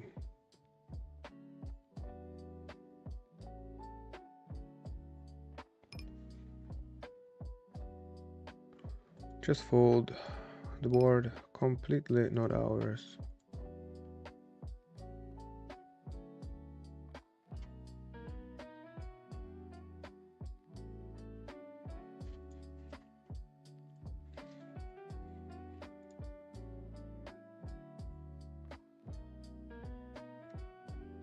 I don't know, I still keep having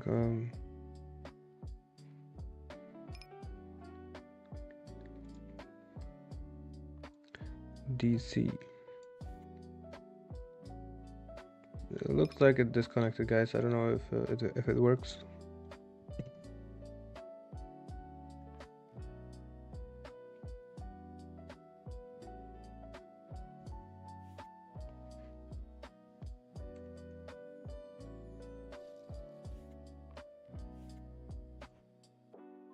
Anyway.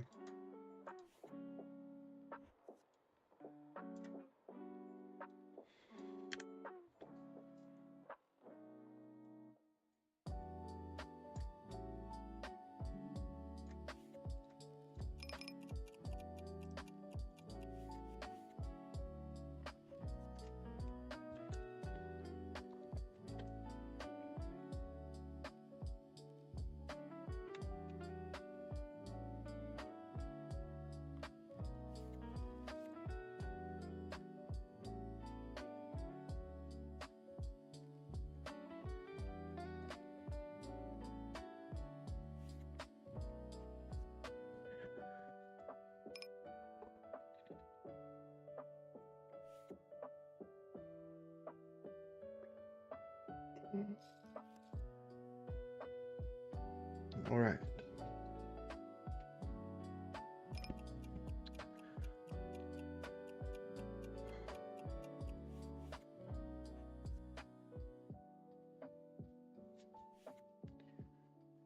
After the weekend, probably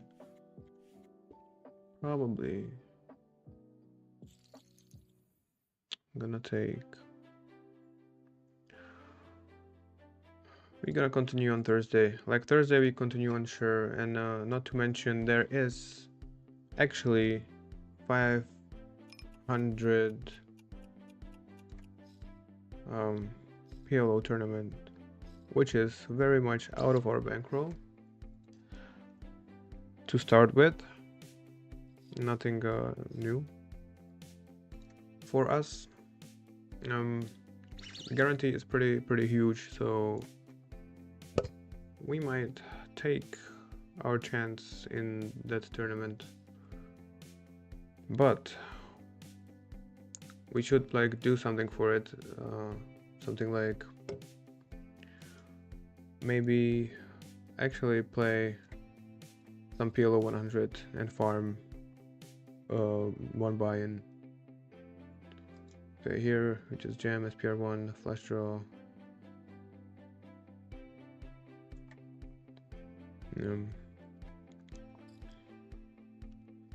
I don't know what it is about the disconnections, guys.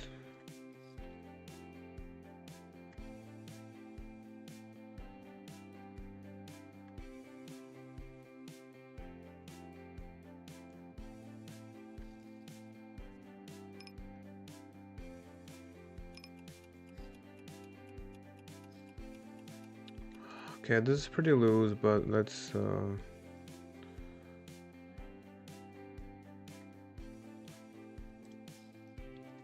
I mean,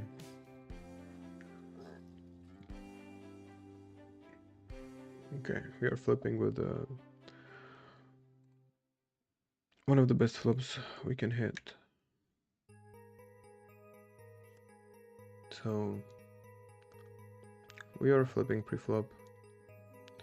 It's pretty loose, but I mean 30 big blinds, it's probably already okay open. 20 BB, it's like, well, on the other hand, I mean, it's not a too big of a mistake if it's too loose. I believe so.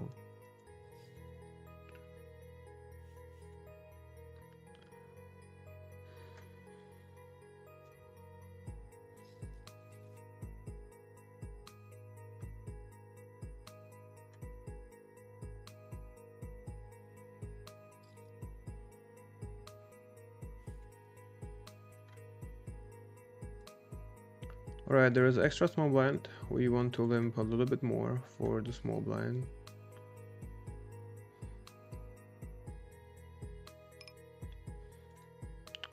This board hits us much more than our opponents. We could have probably bet already the flop now for sure.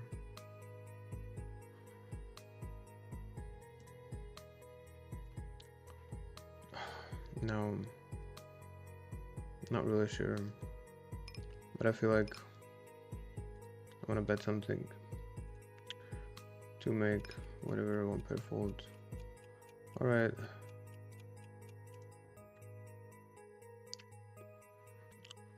Never mind.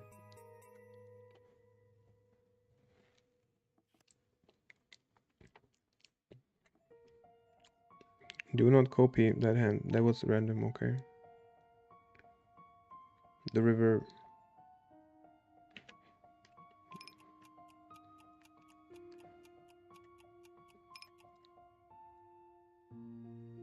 Okay, we wanna check call one time. We have a flush draw and overpair, even though the board is like very not ours.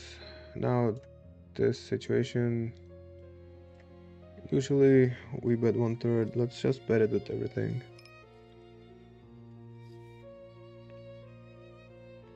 No, this hand better. All right, here we go. We have a gut shot. Even though there is an ace, we still get it in. Nice. We take it down. Alright, the rake was friendly.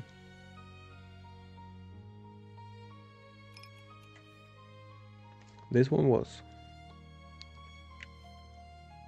Yeah. Alright, ace king 10-7, of course.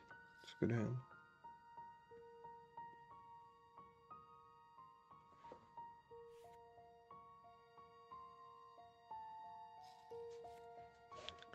Wow, monster flop. I feel like checking this one is alright. Now, do we want to raise or slow play one more time? Alright.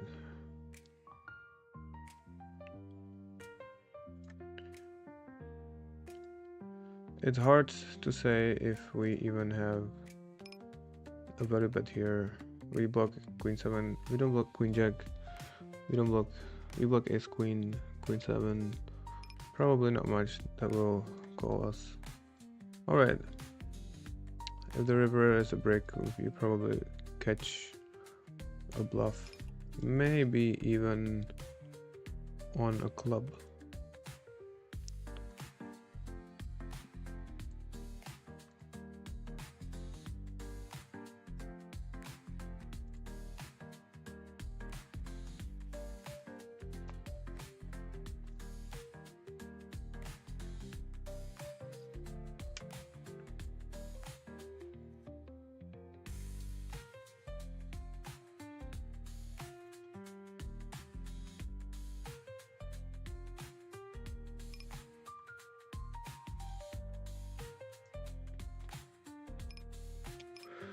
Alright, let's bring attention to this hand actually.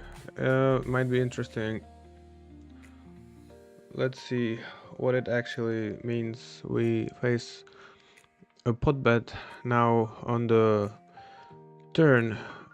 It's likely we would probably fold against another pot bet. Now 10-9 beats us. I feel like we don't really need to bet 1/3 here. We gonna wanna... Okay. Probably would check call though.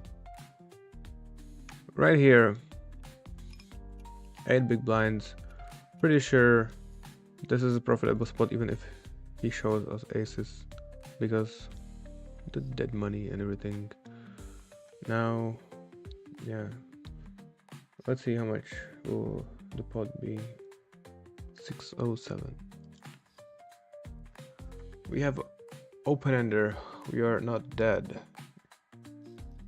Okay, but we are pretty much not even alive. Actually, we are dead.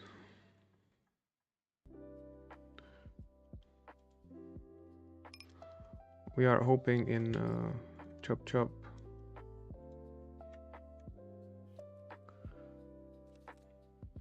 All right.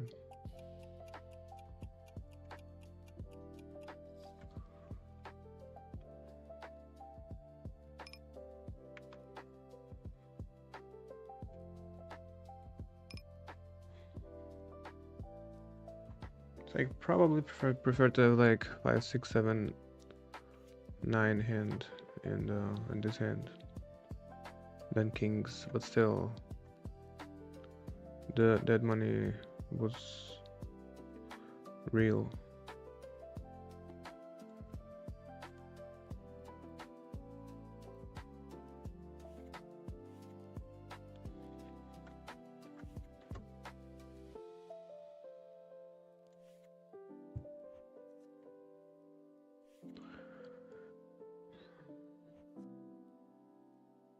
All right.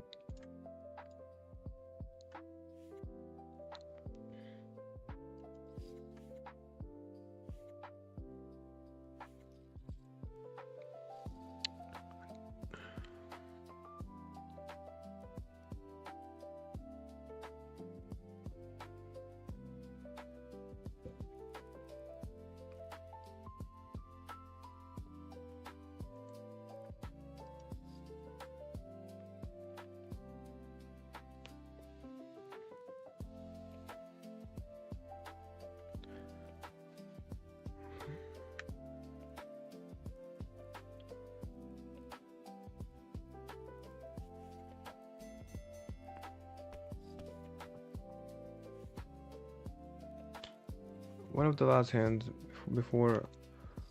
Uh, yeah, we'll take. Okay, it's very likely it's just against King Queen 10-10. Okay, that's a very nice flip.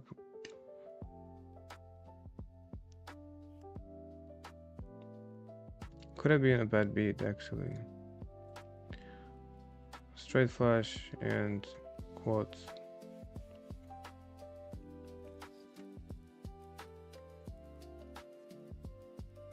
All right. I'll take a 5-minute break. I'll be back. I'll probably stay here a little longer, maybe like an hour. And yeah, soon it will be wrap up for the week, but not yet. Not yet, guys. I'll be back. I'll still be back in probably 5 minutes. So if you guys want, just stick around for just a little longer. Be back.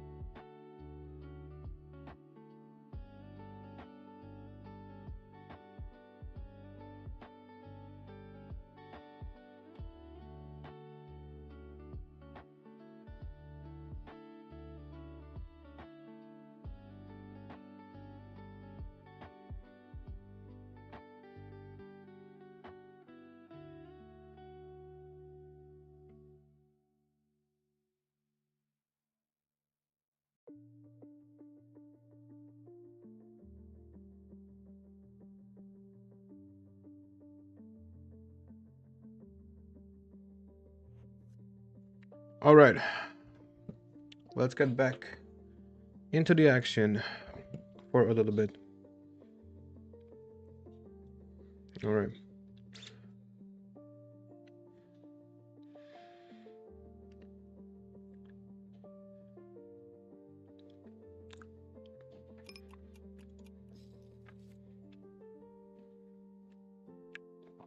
Not open-ender. I mean, we can lead this board sometimes.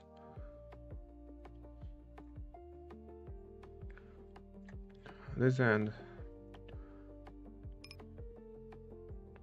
can do well as both.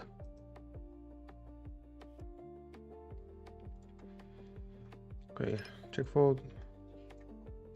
Just pure open-ender, not that good.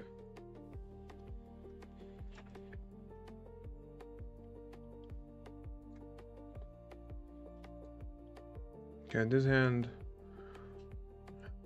Okay, because of the short stack, and even without, it's kind of close. We can just fold.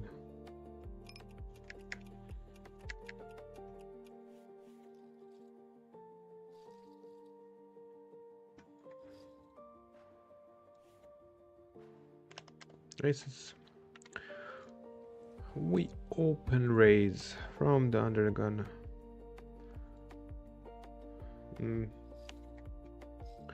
Pretty, not pretty flop. Check. Pretty easy decision. Very likely though.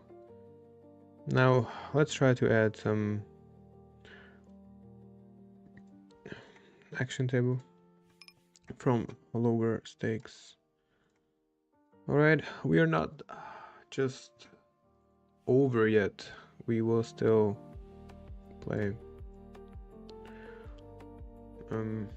However, how about zoom 200 instead of 100?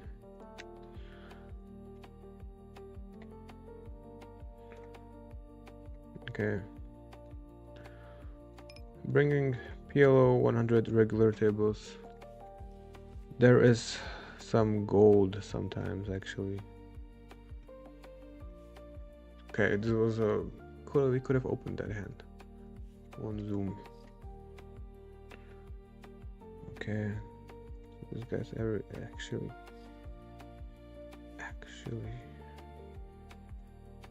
Okay. Right here there is a 10 big blind stack. We get it in with queens. Ace, queen, queen.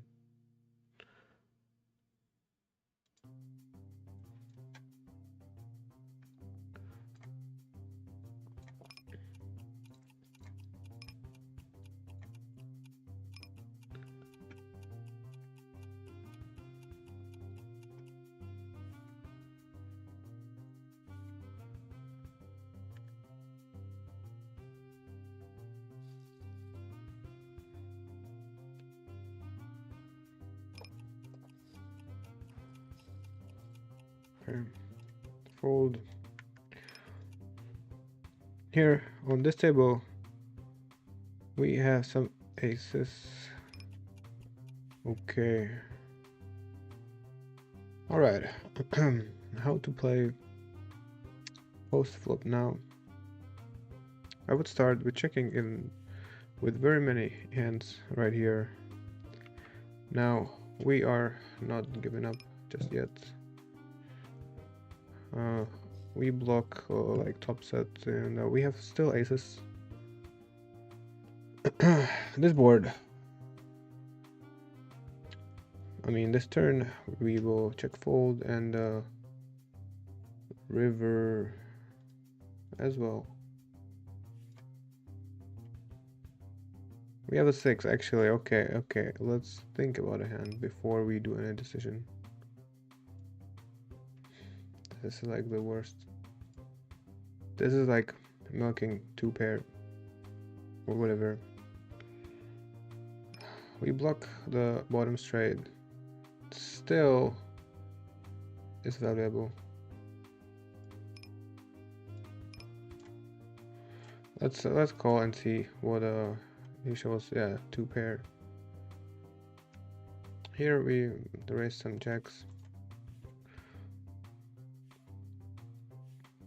So flop, he put some 2 pair, then 1/3 on the river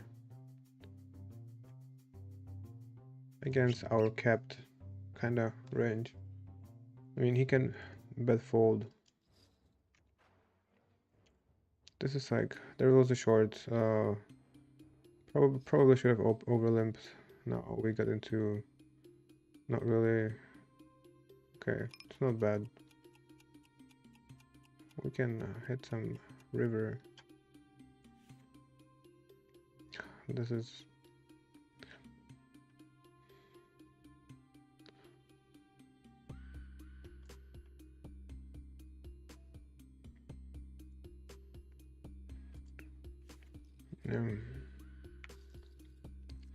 We got lucky. Our equity was alright. I probably prefer to overlimp on the button because exactly this is what short stags do, and the other guy can be trapping, you know, with the strong hand, and then we ship our hand and then we look into a better hand.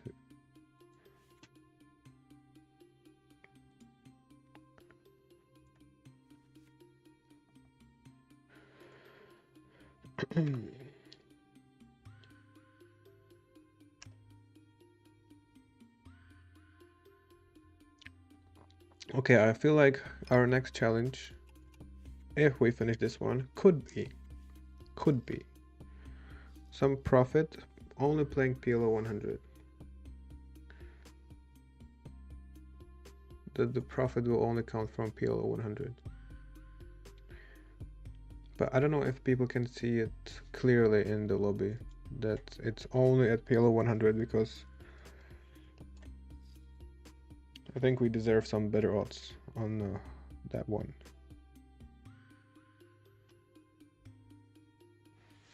Okay, right here.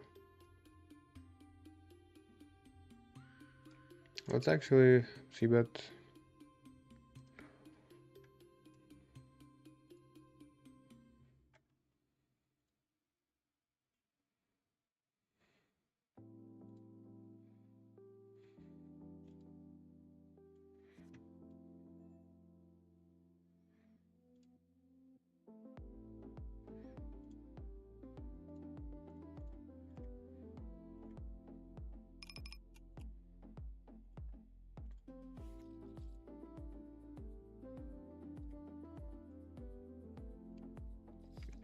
Like, one challenge could be Zoom 100 and one challenge could be PLO 100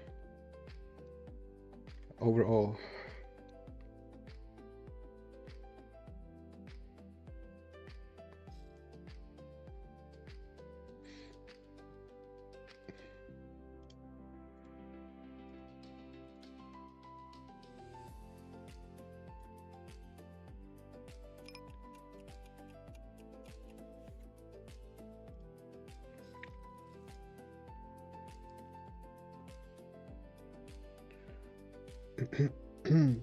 Anyway, we kinda recover, but we are down for today. However, we do run like shit. Let's use the excuse of EV today and this week.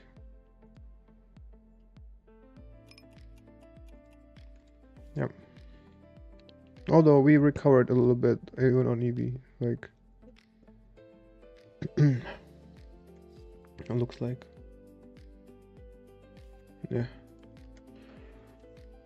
Only 1400 under EV, not 2K. So we won a little bit, but the graph is fine.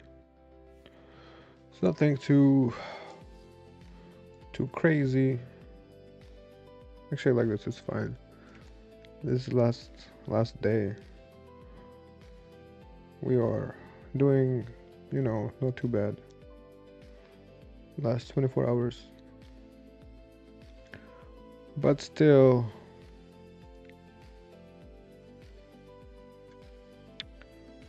let's cry a little bit.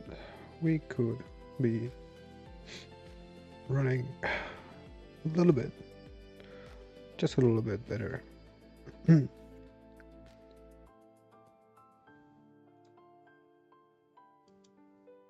right. Let's bring back the Zoom action actually. Probably gonna wrap it up pretty soon. I'm still gonna play something off tables and we will see what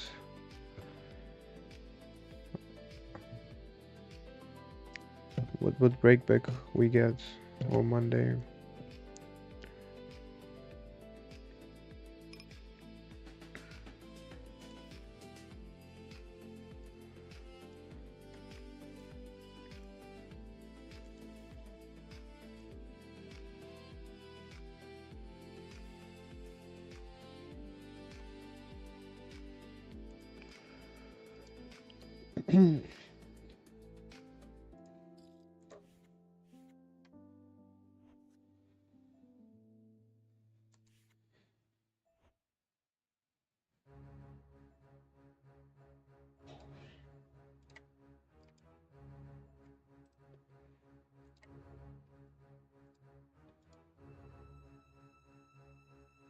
All right, we call and we play some 3-bet pot in position.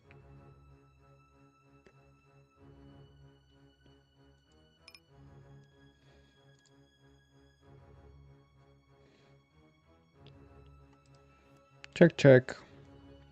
Wait for some nice turn. Now, probably doesn't make sense to value bet, right? So we can check back.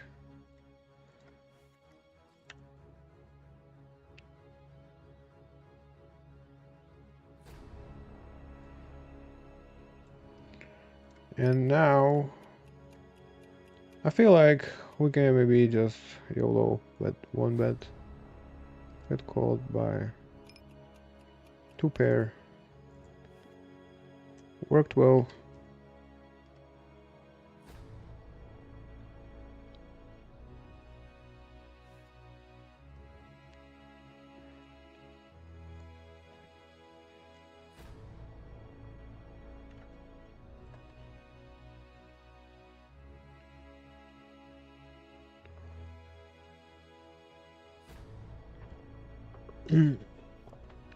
All right.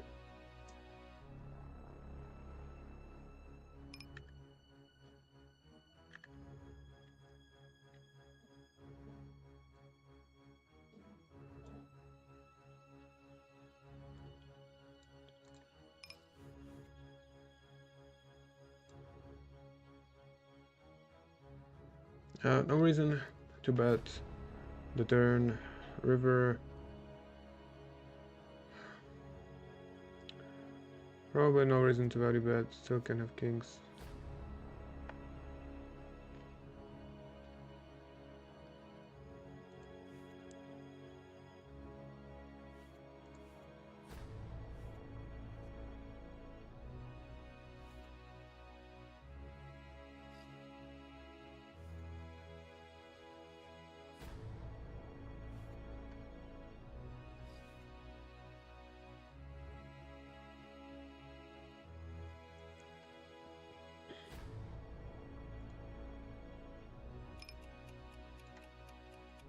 Alright, beautiful hand to defend.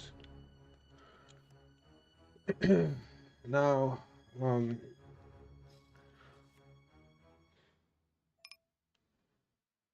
probably we can bet like 1/3 or check or half pot, not more.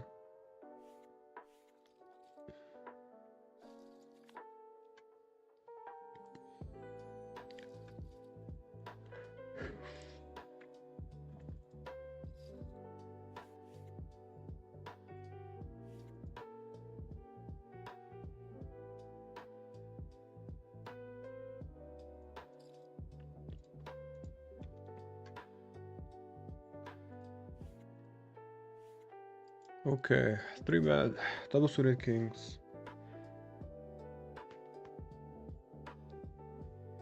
Not really the best flop. We check most of the time, pretty much always. And even against 1/3, we have to fold. We also block the hands that we want our opponent to have.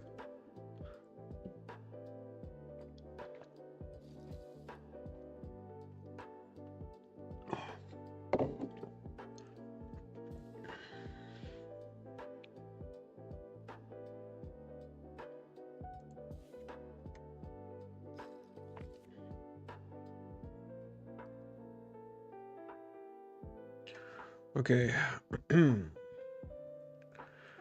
one hand right here. We can just jam.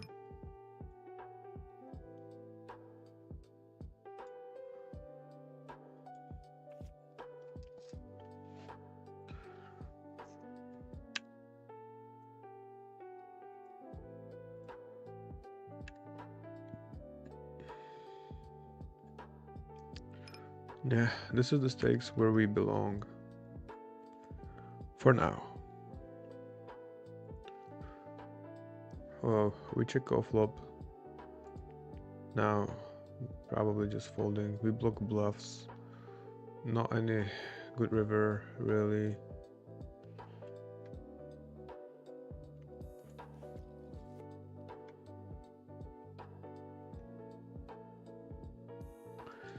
Yeah, the zoom is kind of slow, right?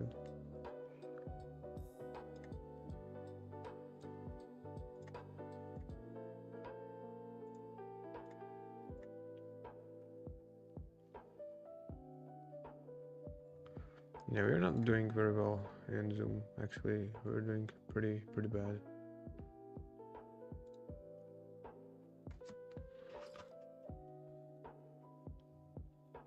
Oh yeah.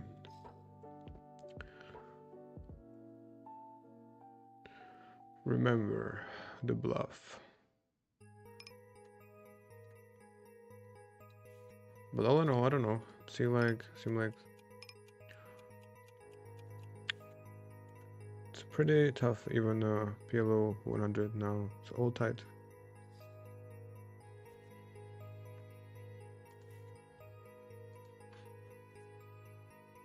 Maybe actually we can try for a little bit. 200.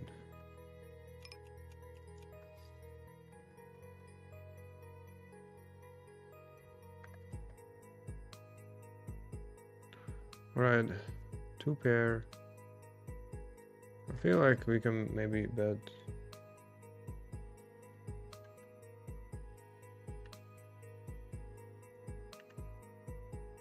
Now check. Do we wanna turn this hand into a bluff by check raising into somebody who will call us like always?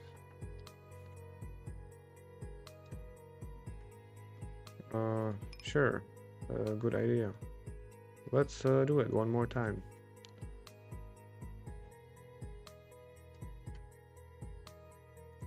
Like, I feel like it's a little bit of a suicide because our opponent will have a flash very often.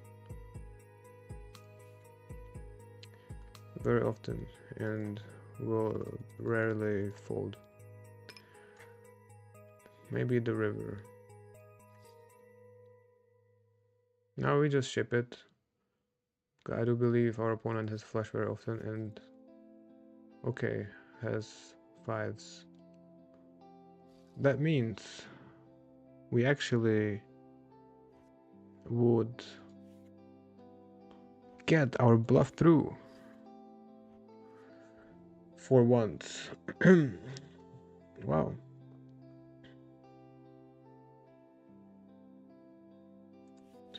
I don't know, like, we do need to bluff in these spots, right, to be balanced, but again, like, we don't need to be balanced all the time against everybody.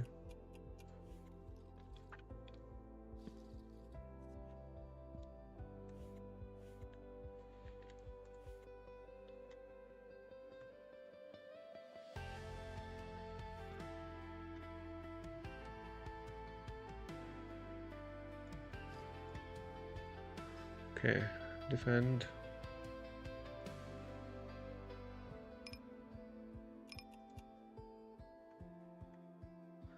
Here we should definitely lead.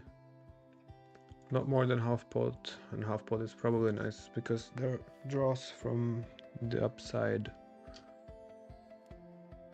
1/3 also works fine though. Nothing against that.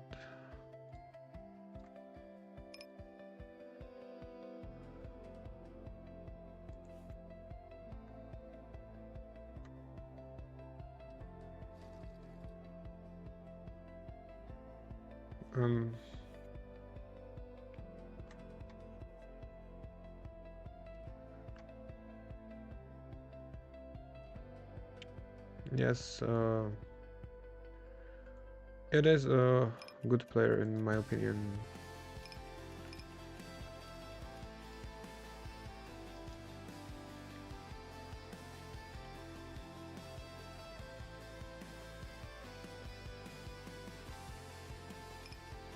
Now it's only 28 hands, so it's not really a sample, you know. You can be just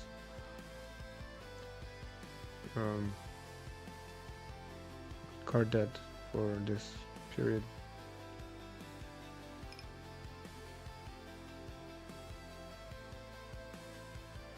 Alright, here we have a flush.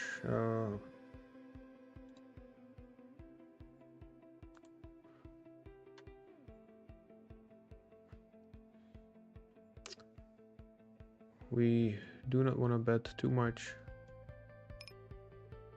Now the river kind of sucks.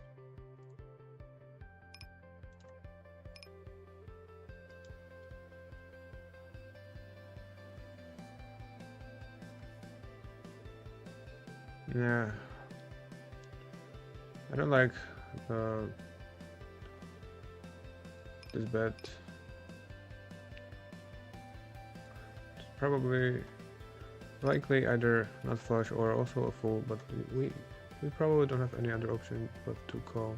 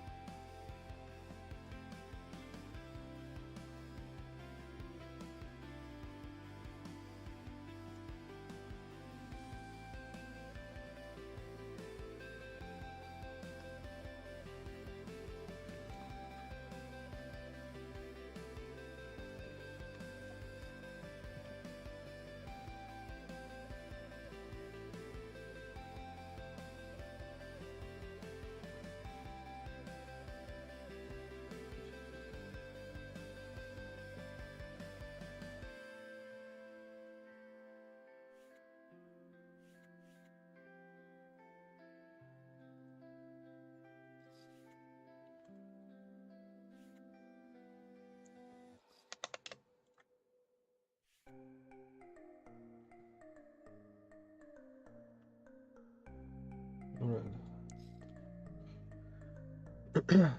Double pair right here. If it's double suited, we can 3-bet fairly often. Okay, now probably want to attack this c-bet right away.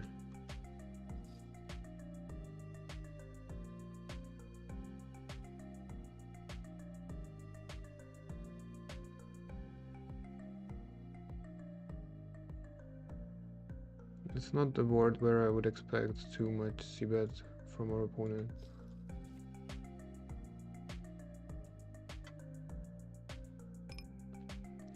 So we will raise very, very, very often.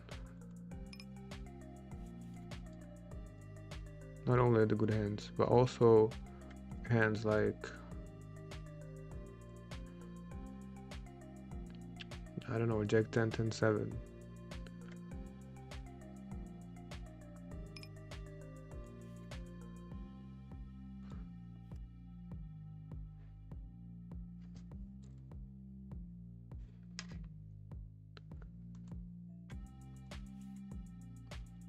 We do need to block something that our opponent will continue with, though.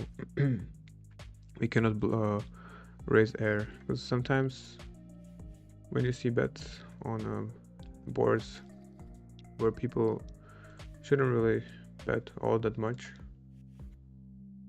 it can mean that they have a strong hand.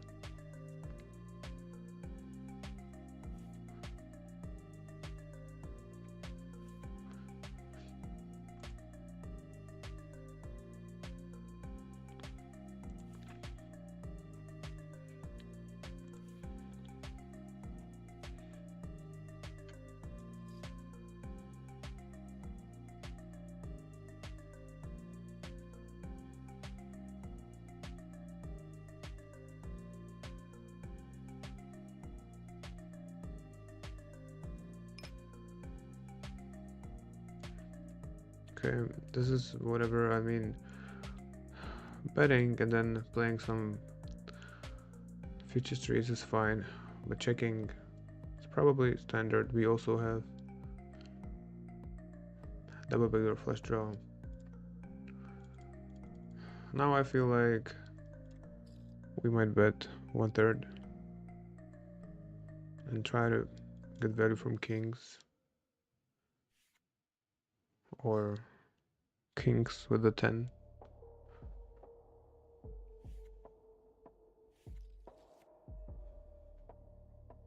Yeah. Oh, I didn't watch. Didn't watch that. Yeah, feels like he's good. Yeah, very good. Okay, this is not a c-bet. Okay, kind of misclicked. Oh, never mind.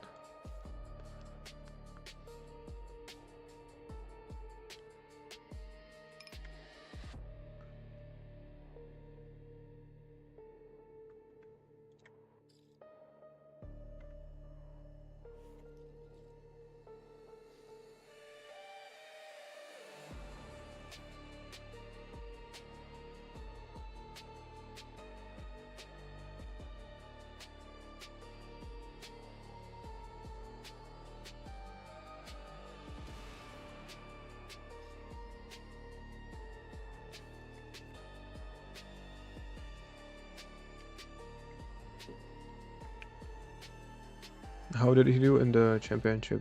I mean, I kind of missed that. I was playing a lot of live poker.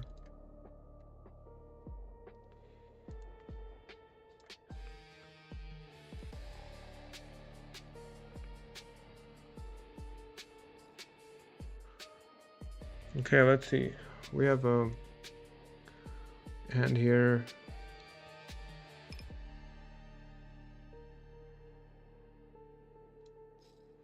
It's like, okay, we can still just call. Too bad that we invite the other guy. And now just check.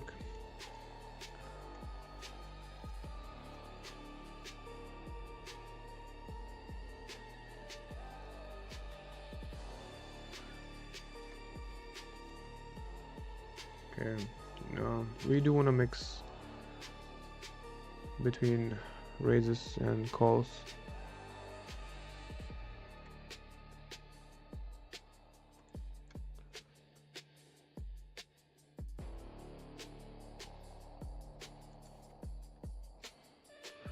Like usually more likely raise than call. Actually, without any additional equity, it's like half of the time raise, half of the time call. The second set.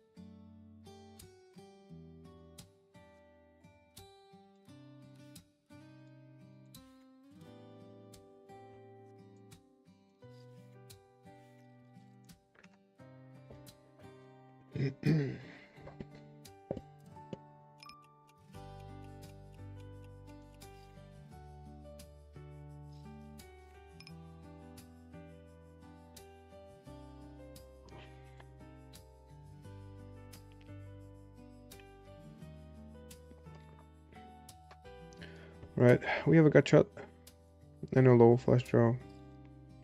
If we bet, we probably will not make a better flush draw fold.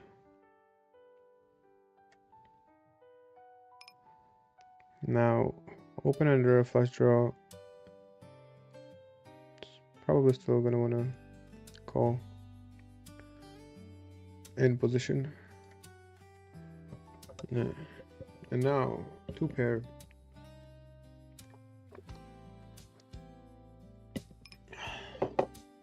We block straights, but we can win sometimes. We probably just check. This hand could call actually.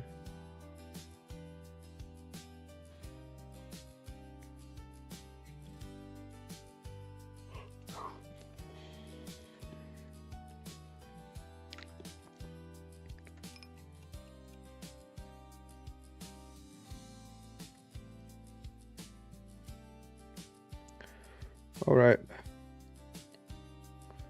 Top set. Sometimes wanna check.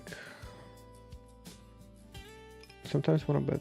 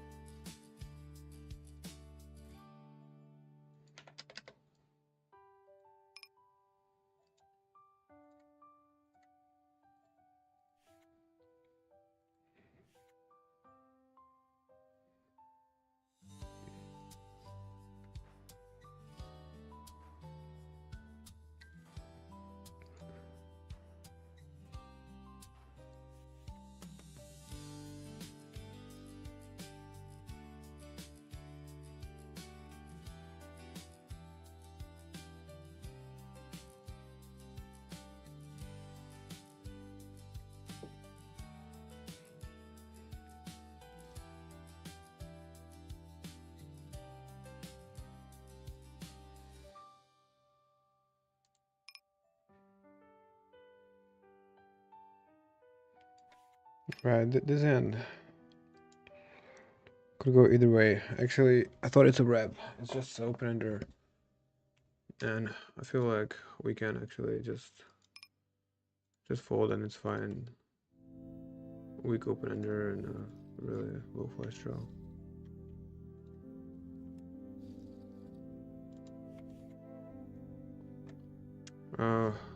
Open ender. I would rather just check back.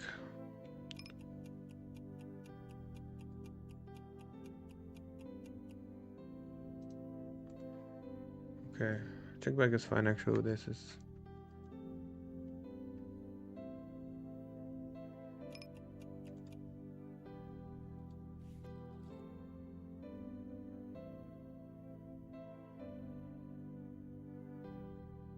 not really happy. We hope in an ace and bad beat, right?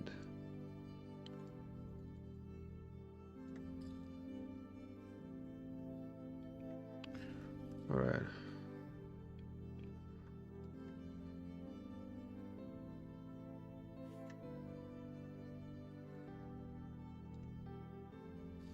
I feel like we will actually call it very soon, guys. This is the day 13.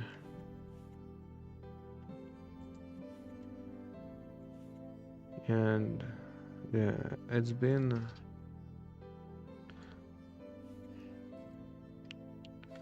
a long grind.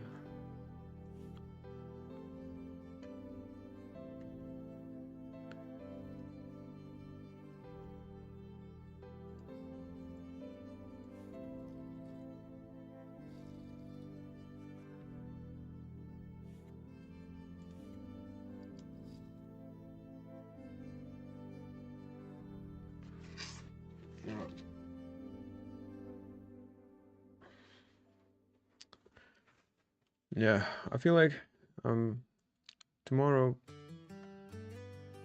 probably already gonna take some time off.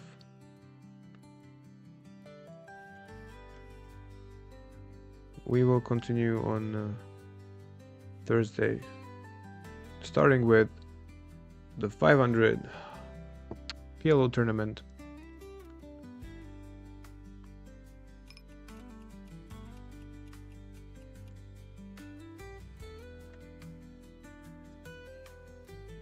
Yeah, and we will see. Hopefully the next week will be more successful. However, we will still receive some rakeback, which will be like pretty much like a kickstart for us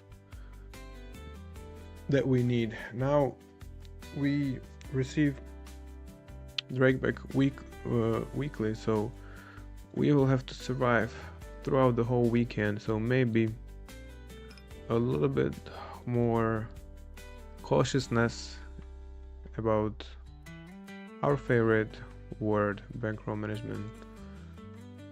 I'll try to find out what does it exactly mean throughout the week, and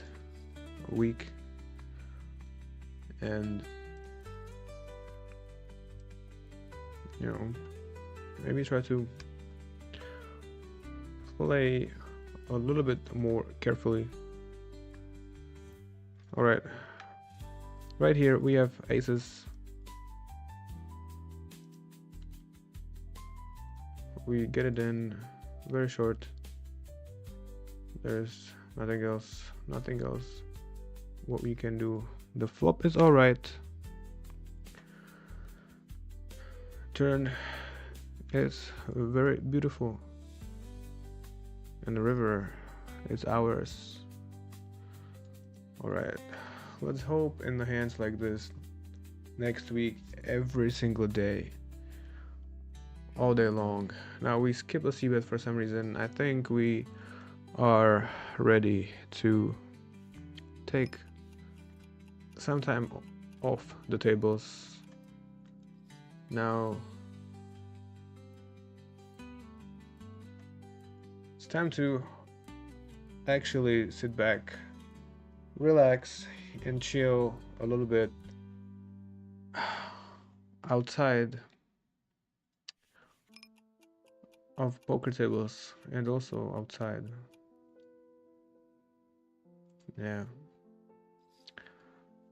Thank you everybody, guys, who is here with me since the beginning, whoever joined along the way. I hope I will see you all here next week on Thursday. We are starting as soon as the tournament starts, so let's actually see what time before I say goodbye. What time can we expect to start? Holy shit, it's very early. Probably 1 p.m. Oh, okay.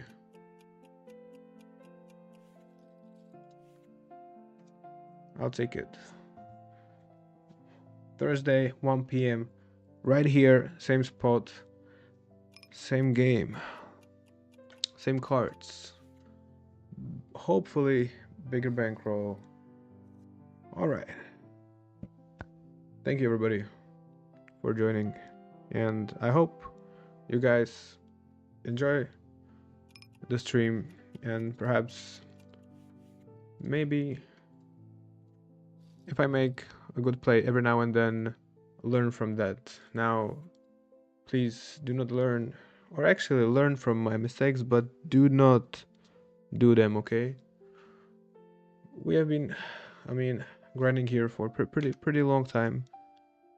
Of course it's impossible to not make mistakes, but try not to make them anyway.